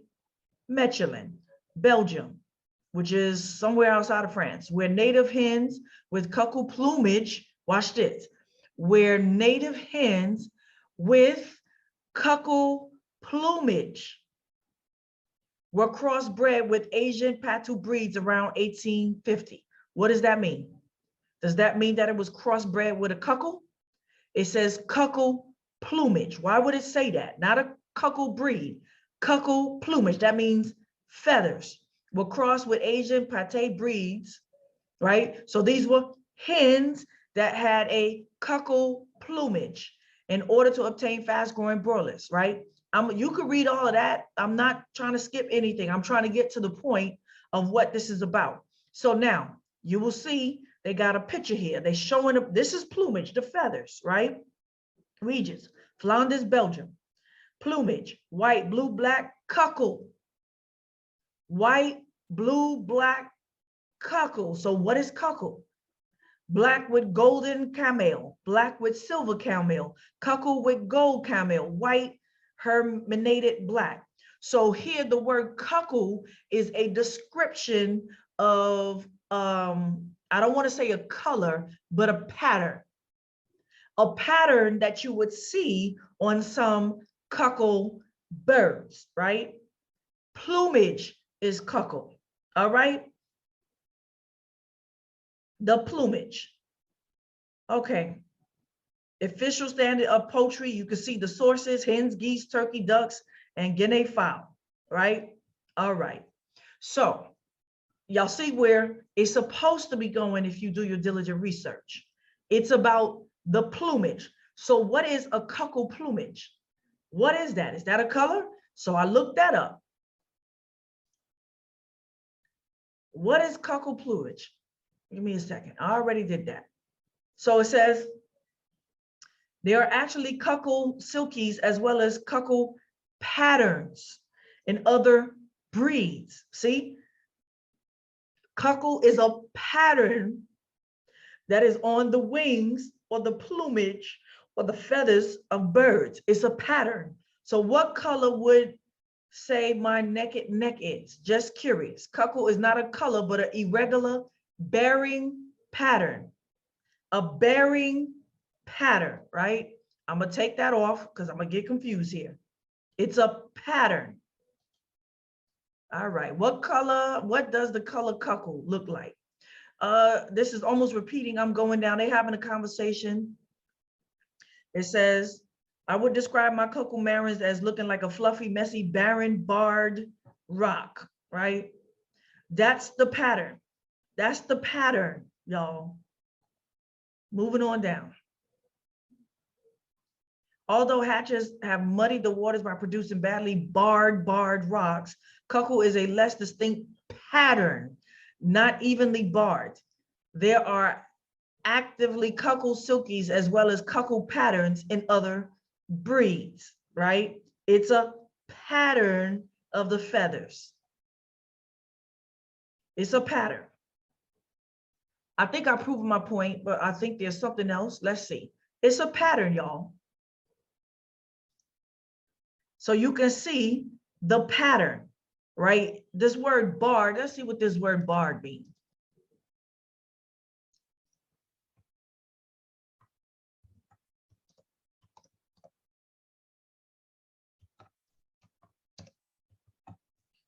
Feathered pattern. For more clarification, as I said, it is a pattern.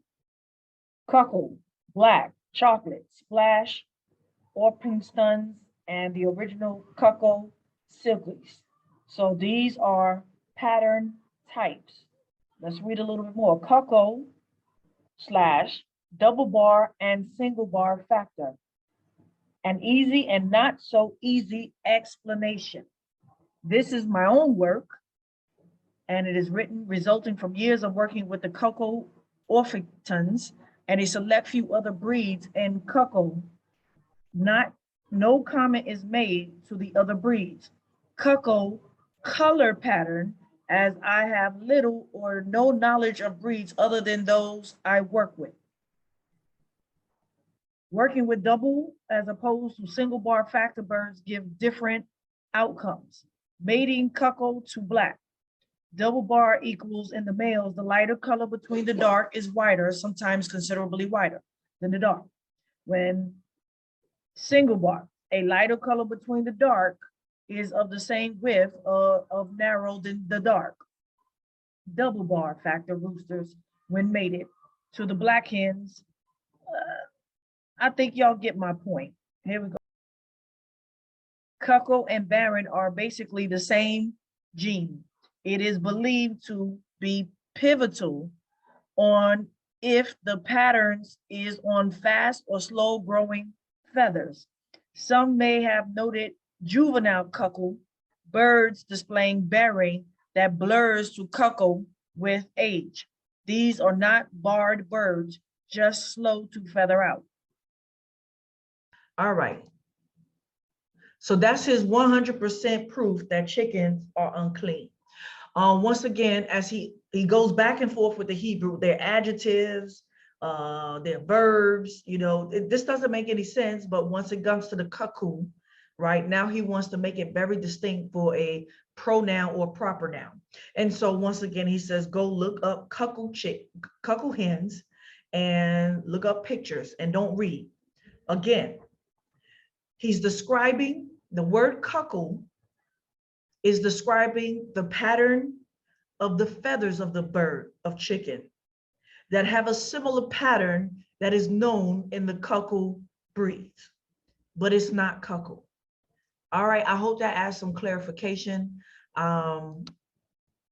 Let's get back to the lesson. And so I just had to put that out there that is not true. But then some of y'all will say, but then you ain't gonna tell me because chicken nasty and they eat bugs, and all animals eat bugs. Even cows eat bugs. What are you talking about? Oh yeah, we eat bugs too. I mean, get to that. What are you talking about? They was like, oh, they'll eat a rat and a snake, right? Okay, so they eat worms. That's a little snake. They'll eat a rat. Whatever it is that they eat, where do you see a stipulation that y'all said you cannot eat clean animals because they ate something unclean? Now, this is the other reasoning that doesn't make, first of all, y'all said don't add, don't take away. Don't add, don't take away. Just because animals may be allowed to eat something unclean doesn't mean that they are unclean to us to eat. Why? Because Yah has put in a system in them to cleanse that out. And where is the system that they cleanse it out from? What cleanses out whatever is in there that shouldn't be in there? The liver, the gallbladder, the stomach, all of that, whatever else they got. And we don't eat that. We don't eat that. We don't eat their blood or anything like that, right? And so don't add to Yah's word at the end of the day. Now, if you want to take that argument, then we can't eat figs. Right. Y'all do. So people like, what's she talking about? We can't eat figs, right? Y'all talks about the fig in the Garden of Eden, right? And the fig was the one that healed the leg disease and the leprosy. Well, anyone that wants to do the research, go and learn that figs is a nesting ground for wasp, an unclean bug, an abominational bug. And they put their babies in there and they die in there. And so every time you eat a fig, I guess you unclean. But no, the fig has an acid mechanism that breaks that thing down like fire and it doesn't exist anymore, right? Okay. So that's my little joke from, I'm gonna say it again. Leave my chicken alone. And why did the chicken cross the road? Why did the chicken, to get away from who? Get away from me? Well, the chicken crossed the road so he could get on the right side and hang out at my feast table.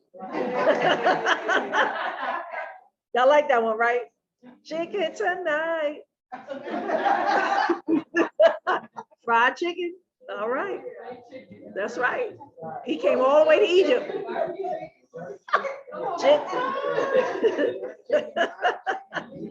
All right. So now let's go into the Hebrew words of the food of the ones that is not mentioned there, and that's how we know what we can eat it.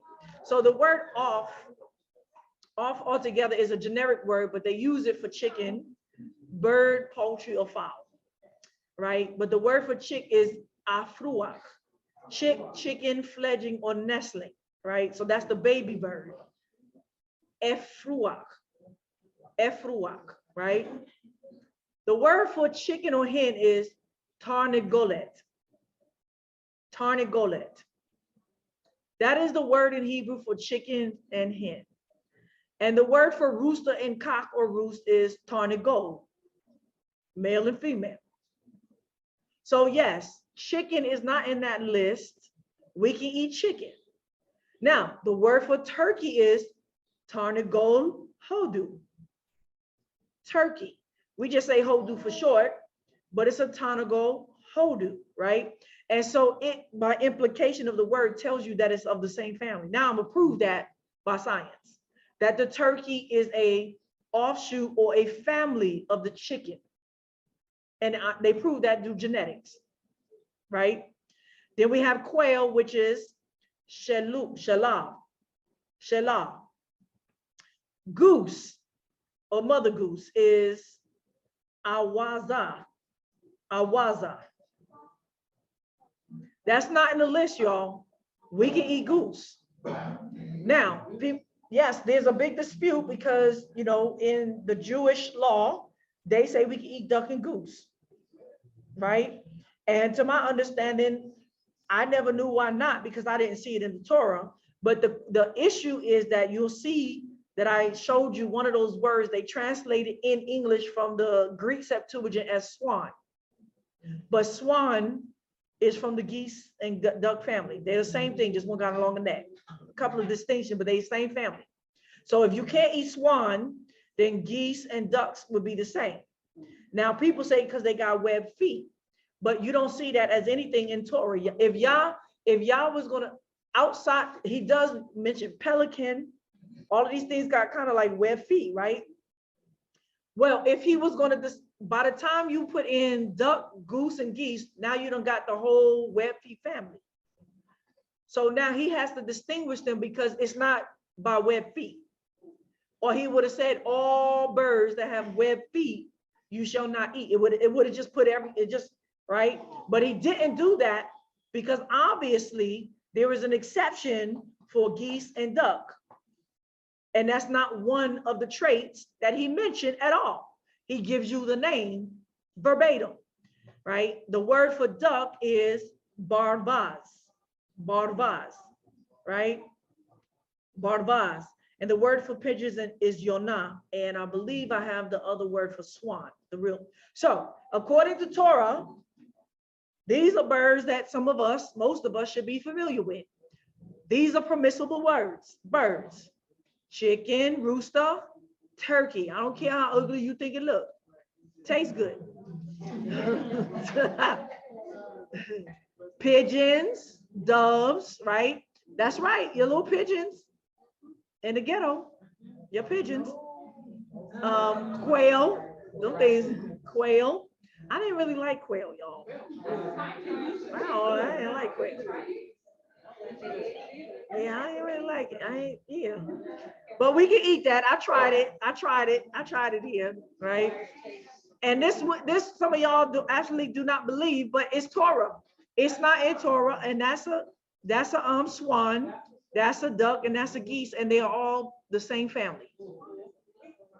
They're all part of the same family. His neck is a little longer. He's the only one that can fly, right? And I believe they're more monogamous than the rest of the two, right? But they go look it up. Yes, right. And so the swan got very great qualities that we should take on. Yes, right. Nevertheless, according to Torah, these are all edible, and I'm sure there's others, but this is the main one. All right, are ducks, geese, and swan clean? So the word that you saw is harakam, right? Versus avaza, mother goose, duck, goose or geese, barabaz is duck, and bor is swan. But that's not in there, y'all. And these are all of the family. None of these words is in there. And it's kinds, right? This is the kinds right here. I mean, there's a lot of kinds of ducks and geese, and I mean, so many kinds, but none of these words, right, are in that list at all. So there's one more point I want to bring out, as I just showed you that the word in Hebrew for goose or geese is barwaz, and the word for swan is barbor, and that they are all part of the same family. Okay, so I want to go to 1 Kings 4:23. Let's read this. 22, starting from 22. Solomon's provisions, that means food to eat, provisions, for a single day were 30 cores of fine flour, 60 cores of meal, 10 fat oxen, 20 range oxen, and 100 sheep, as well as a deer, gazelles, roebucks, and fattened poultry. So they use the word fattened poultry, but we know that in Hebrew, it don't work like that. He is listing very distinct animal. And when he get to the fowls, it's not clear, right? So we're going to look at some of the versions, and then we're going to go into the Hebrew. It says choice fowl, choice poultry, fattened poultry, fattened fowl, fattened geese in the New American Standard, fattened fowl, fattened fowl, fattened fowl, pin-fed poultry, fattened fowl, right? In contemporary English, it says geese, fattened fowl, and poultry, fattened birds, domestic poultry, fatted fowl, stalls, well-fed birds, fattened fowls, stalls. So we have geese twice, and we have this word called stalls. All right, so let's go into the Hebrew.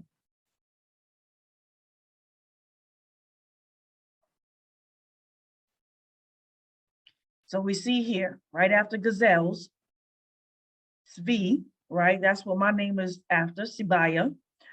We have bar burim. Bar burim.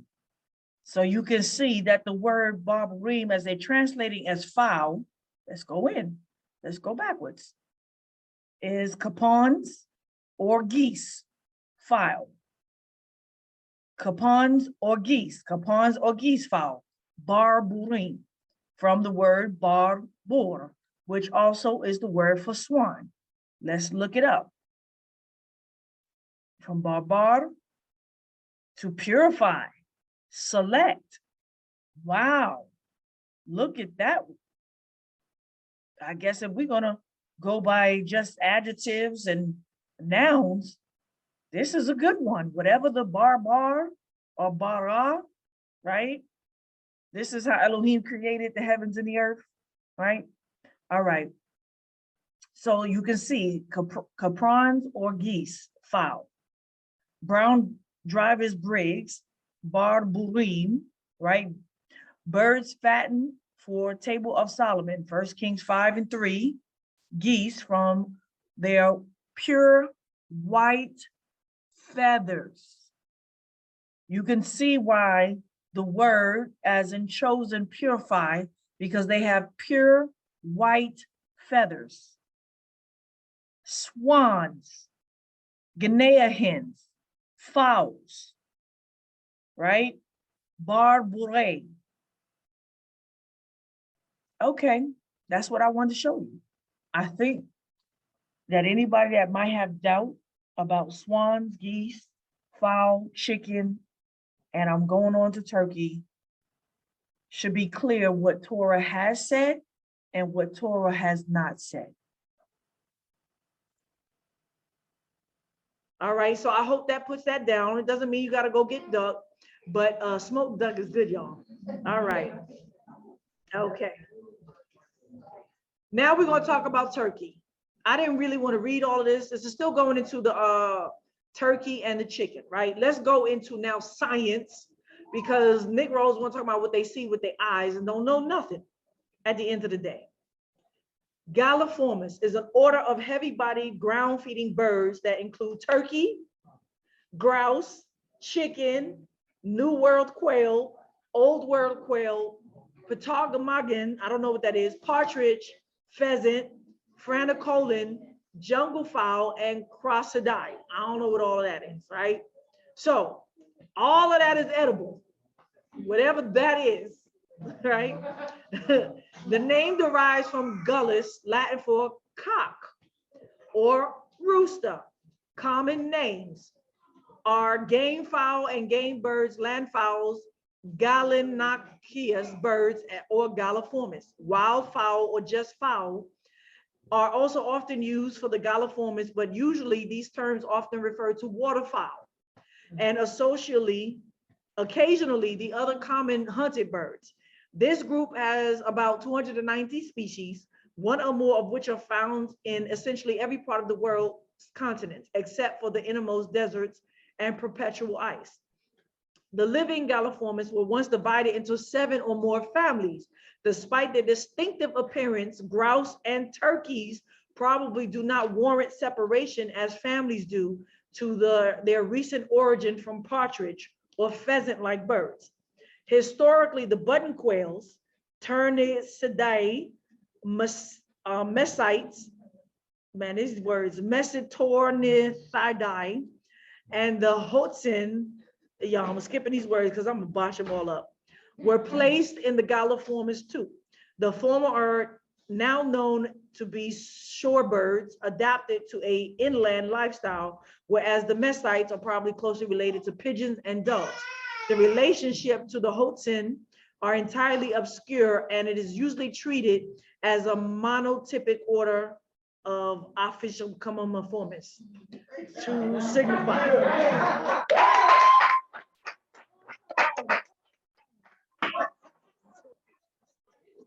That's right, I can botch some words up. Yeah, boy. Yeah, all right. So this is another one by Greg Gladden on February 29, 2008. There is a gene that is expressed in certain tissues that produce an enzyme that cleaves the carotenoid molecules that provide the yellow color. This is in chickens. If there is no functional copy of that gene, if the individual is homozygotic for the broken version, then the cleaving does not happen and you get a yellow bird, depending on other factors we also shall ignore. In short, new research confirmed, as previously thought, that the red jungle fowl, Gallus gallus, is ancestry to the modern chicken, as Darwin suspected. But this research also suggests that another bird, the gray jungle fowl, Gallus sonorati, also contributed to the chicken's genome, providing the yellow color we see on this chicken's legs. Recent research on chicken origins. The research reports that PLO's genetics give us 2 results. One of the first characterizations of the process of pigmentation mentioned above, and the second is a new family tree for its bird. So this is why some people say, well, the turkey has black skin and stuff like that.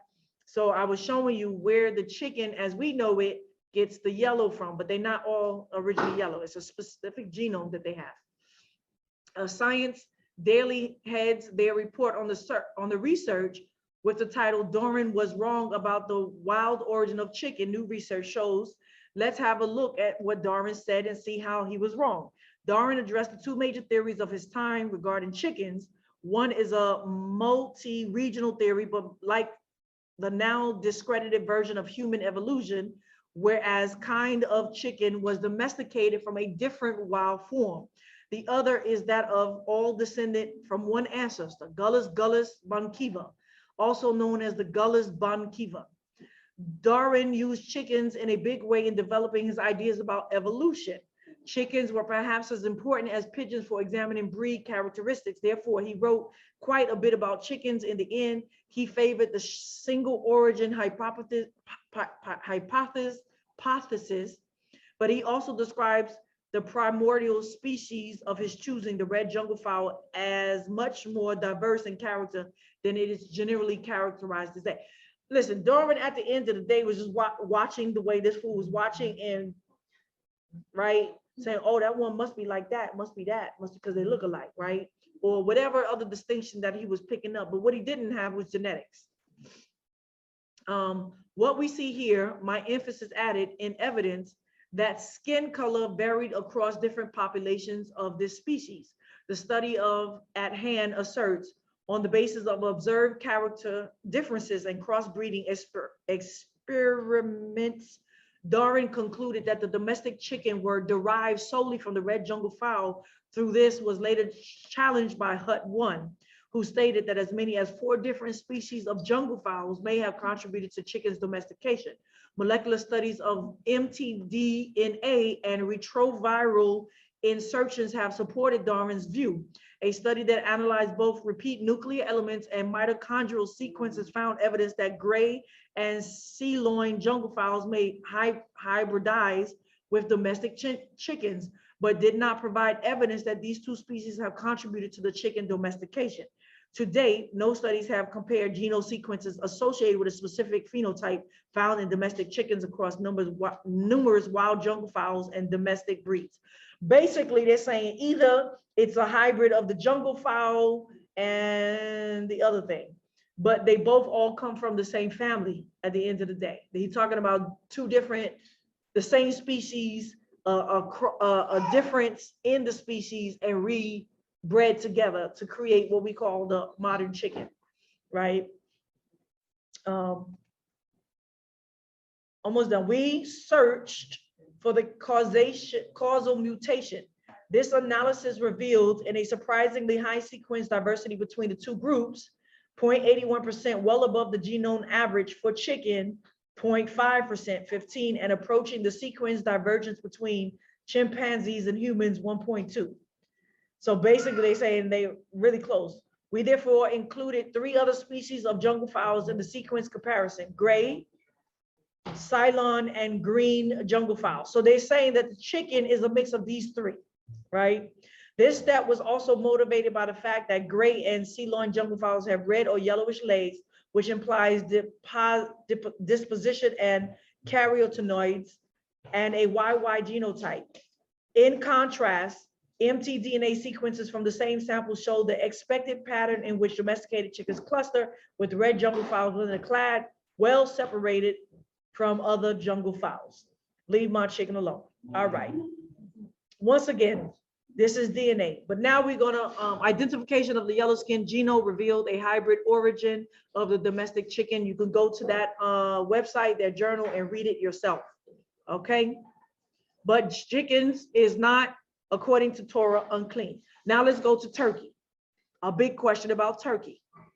Now, according to the word Tanagol and Tanagol Hodu, it implies that the turkey is of the same kind from the chicken, right? Or the rooster. Turkey is called Melagrit Gallopavo. Turkey Genetics 101. Y'all can go look up the paper. It's at the bottom. Posted November 26, 2015 by Ricky Lewis, PH, in Uncategorized Genome Research, 2005, right?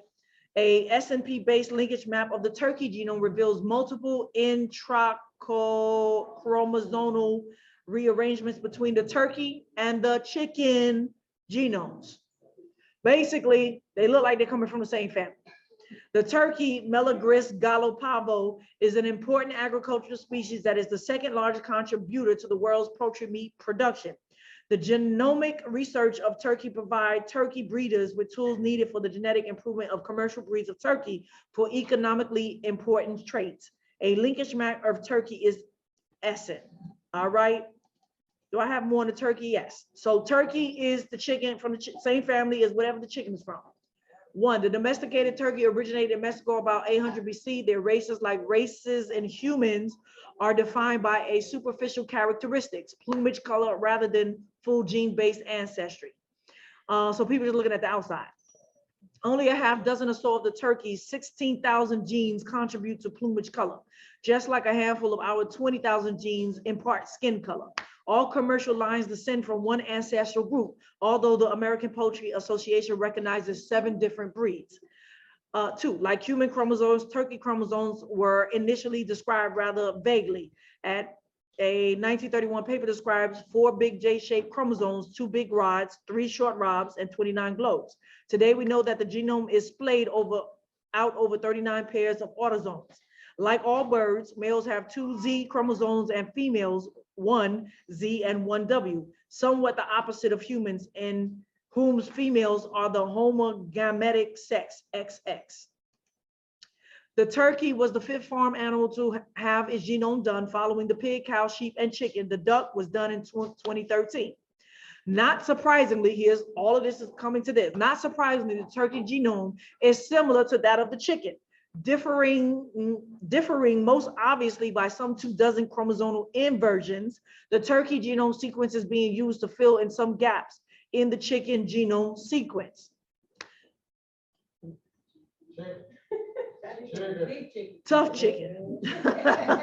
Tough chicken.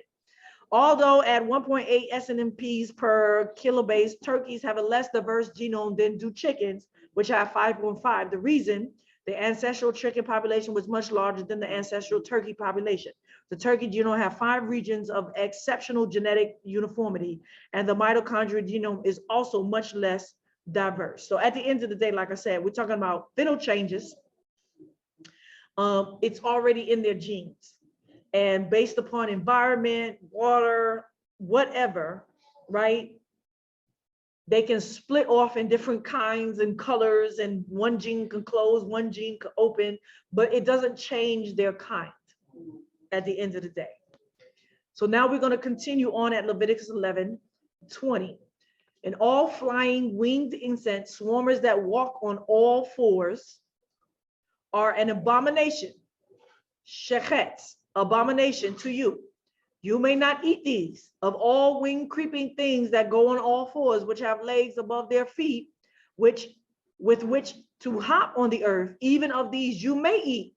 Any kind of locust, ball destroying locust and its kind, any kind of grasshopper, any kind of grasshopper or locust. But all winged creeping things which have 4 feet are an abomination.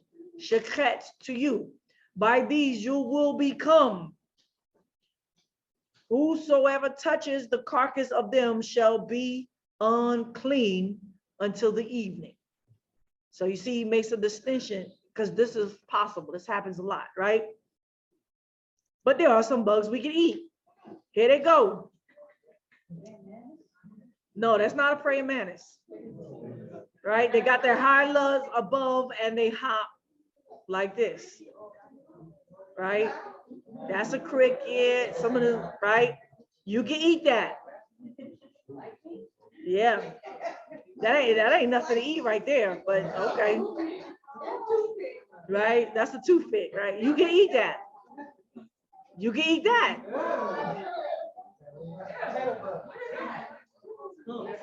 It's hind leg. It's got a hind leg.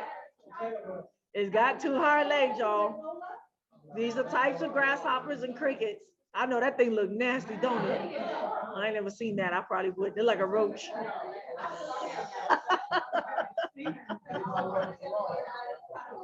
All right, hold on, y'all. This is recording. So I might throw that off, but supposedly, according to the features, yeah, I don't, ew. But this is a praying mantis. Can y'all see the difference? Only the back hind legs, and these ones are in front. It's not hind, it's underneath. Both of these. That's a praying mantis. We cannot eat those. Cannot eat those. Yes. You want to read again? All right.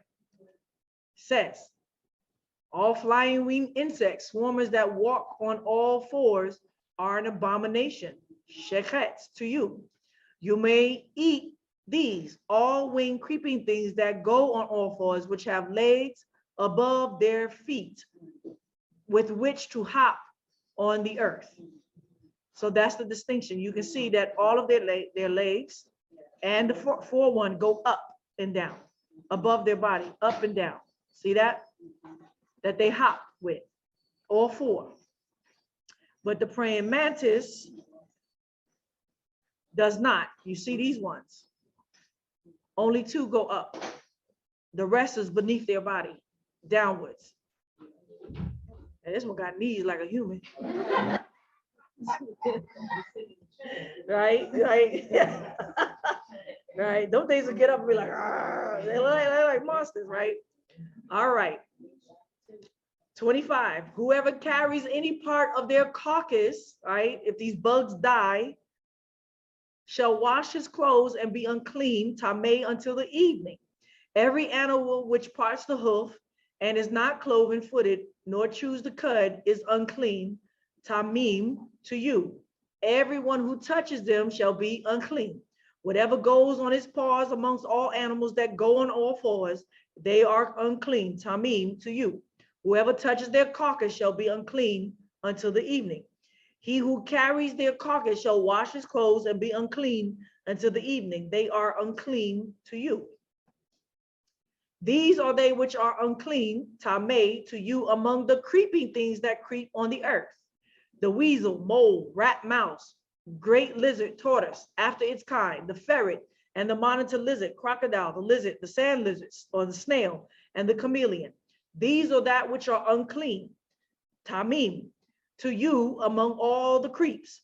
Whoever touches them when they are dead shall be unclean until the evening. On whatever, now here's the distinction, right? On whatever any of them falls. This is only in this category, right? A rat, a weasel, these tortoise, a lizard, right? You know, this stuff you get all in your kitchen, right? All in your pantry and everything. You wind up cooking a rat and don't even know it because it got stuck in the oven and stuff like that, right? On whatever any of them falls when they are dead, it shall be unclean. Whatever, whether it is of any vessel of wood or clothing or skin or sackcloth, whatever vessel it is with which any work is done, it must be put in water and it shall be clean until the evening. Then it will be clean, right? Vessel of wood, clothing, skin, sackcloth. All right, okay. Every earthen vessel, this is different now. Every earthen vessel into which any of them falls, all that is in it shall be unclean, and you shall break it in pieces. I want y'all to see that because we are earthen vessel, right? We're earthen vessel, which means clay, all right? All foods which may be eaten that on which water comes shall be unclean. And all drink that may be drunk in each such vessel shall be unclean. So a water jug that has that thing dye in it, an earthen vessel, because that's how we used to put our wine, is unclean. Anything that goes in it, water, drinks, or whatever, it's all unclean because it's porous and it will seep in, right? Everything whereupon parts of their carcass fall shall be unclean. An oven or range of pots, it shall be broken in pieces. This is earthen vessels. They are unclean and shall be unclean, tamim, to you. Nevertheless, a spring fountain or a cistern pit, well in which water is gathered, sitting shall be clean. So if a bug dies at the bottom, I guess, of a cistern or pit or fountain, it shall be clean. But that which touches their carcass shall be unclean. If part of their carcass falls on any sowing seed, which is to be sown, it is clean. Why? Because seeds have a protective shell, an armor that their blood or juices or spirit can't penetrate, right? Unless what? But if water is put on the seed, then it can penetrate. And part of their carcass falls on it, it is unclean to you. So that means that the seed was germinated. It opened up. If any animal of which you may eat dies, he who touches his carcass shall be unclean until the evening. He who eats of his carcass shall wash his clothes and be unclean until the evening. He also who carries his carcass shall wash his clothes and be unclean until the evening. Insects, every creeping thing, insects that creeps on the earth is an abomination. It shall not be eaten. Whatever goes or crawls on his belly, and whatever goes on all fours, or whatever has many feet, even all creeping things that creep on the earth, them you shall not eat, for they are an abomination, a shechet. Do not make yourselves abominable, tishak, su, with any creeping thing that creeps, neither shall you make yourselves unclean with them, that you shall be defiled, stupid, stopped up. So the word is nit metain, from the word tameh, but he's saying, if you eat them, all the stuff that is unclean, you will be defiled, stupid, stopped up, right? Thereby, because I am Yahweh your Elohim. Y'all go look up his words, see if I'm making it up. Because I am Yahweh your Elohim, you will set apart, sanctify yourself and be holy, because I am holy. And do not defile yourselves with any kind of creeping thing that moves on the earth, because I am Yahweh who brought you up out of the land of Egypt to be your Elohim. You shall therefore be holy, for I am holy. I'm coming down. This is the law, Torah, instruction of animal / beast, of the birds, of every living creature that moves in the waters, and every creature that creeps on the earth, to make a distinction between the unclean and the clean, and between the living things that may be eaten and the living things that may not be eaten. I'm gonna come to the next part, and I'm gonna read what I just wrote earlier, Ezekiel 22 and 26. Her priests do violence to my law, my Torah, and profane my holy things. Between the holy and the unholy, they make no differentiation. And between the unclean and the clean, they have no knowledge. And from my Shabbats or atonements, they have hidden or concealed their eyes, so that I am profaned inside of them. Okay. Wait a minute, y'all. Where am I going to stop? Hold on. Let me pause this. All right, we got a part 3, but we're going to end it with Isaiah 65. I spoke on this, but there's some more. Every time I read it and I go into these words and y'all's law, and then realize as I'm contemplating, understanding what's happening now to his people. And I'll do that in the next one concerning clean and unclean. What does all this mean about today? Isaiah 65, 2 and 6. Now, once I say chicken is not the great abomination, right? Isaiah 65, 2 through 6. 1. They inquired or seek of me by those who didn't ask, and I am found by those who didn't request me. I said, see me to a nation or a goy that was not called by my name. I have spread, now he's talking about the fact that he extended his grace to the Gentiles. I have spread out my hands all day to a rebellious and stubborn people. That would be us. That would be his people, who walked in a way that is not good, after their own thoughts. A people who provoke me to anger to my face continuously, sacrifice it in gardens, beganot, and burning smoke or offering a fat, right, on bricks, halevanim. Now, I went through this before about what this means, that they are continually sacrificing in gardens. So there's a couple of ways to look at this. Picnics, right? Because I'm gonna read Isaiah 66, that'll shed more light, right? When we barbecuing and doing picnics in the backyards and in the parks and stuff, right? That's basically what we do, burning smoke, right? It's a smoke burning, offering up fat, right? But it's a burning of smoke on bricks, right? So that would look like a pit, a barbecue pit, right? But the word is halevanim. But the word halevanim actually comes from the word lev, on their hearts. So this is a twofold.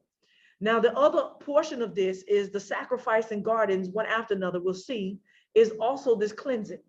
I'm gonna prove to you that it's this cleansing that they keep doing, this doctrine of demons, talking about they cleansing with the herbs and spices, right, in the gardens. This is a sacrifice that they make, as we read in the New Testament, that they're making a voluntary humility worshiping, but they being hard on their bodies by saying touch not, eat not, and they being hard on their bodies, right? Saying that I'm holy, right?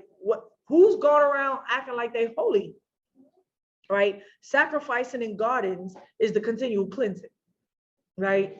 And burning smoke, right? Or doing barbecues on bricks. But how about say you burning smoke on your heart? It's a sacrifice that you're doing on your heart. Who sit among the graves, right? So this is observances of dead as well, memorials to the dead. Most of the holidays and holy days that they keep is to the dead. Name it, and I'll show you how it's to somebody, to the dead. Christmas is to baby Zeus, dead baby Zeus. It ain't to Yahushua, right? Halloween is definitely to all the dead. We got Martin Luther King Day, his dead day. Memorial Day, all the soldiers that died. July, right? Thanksgiving is the killing of the, right, to the dead.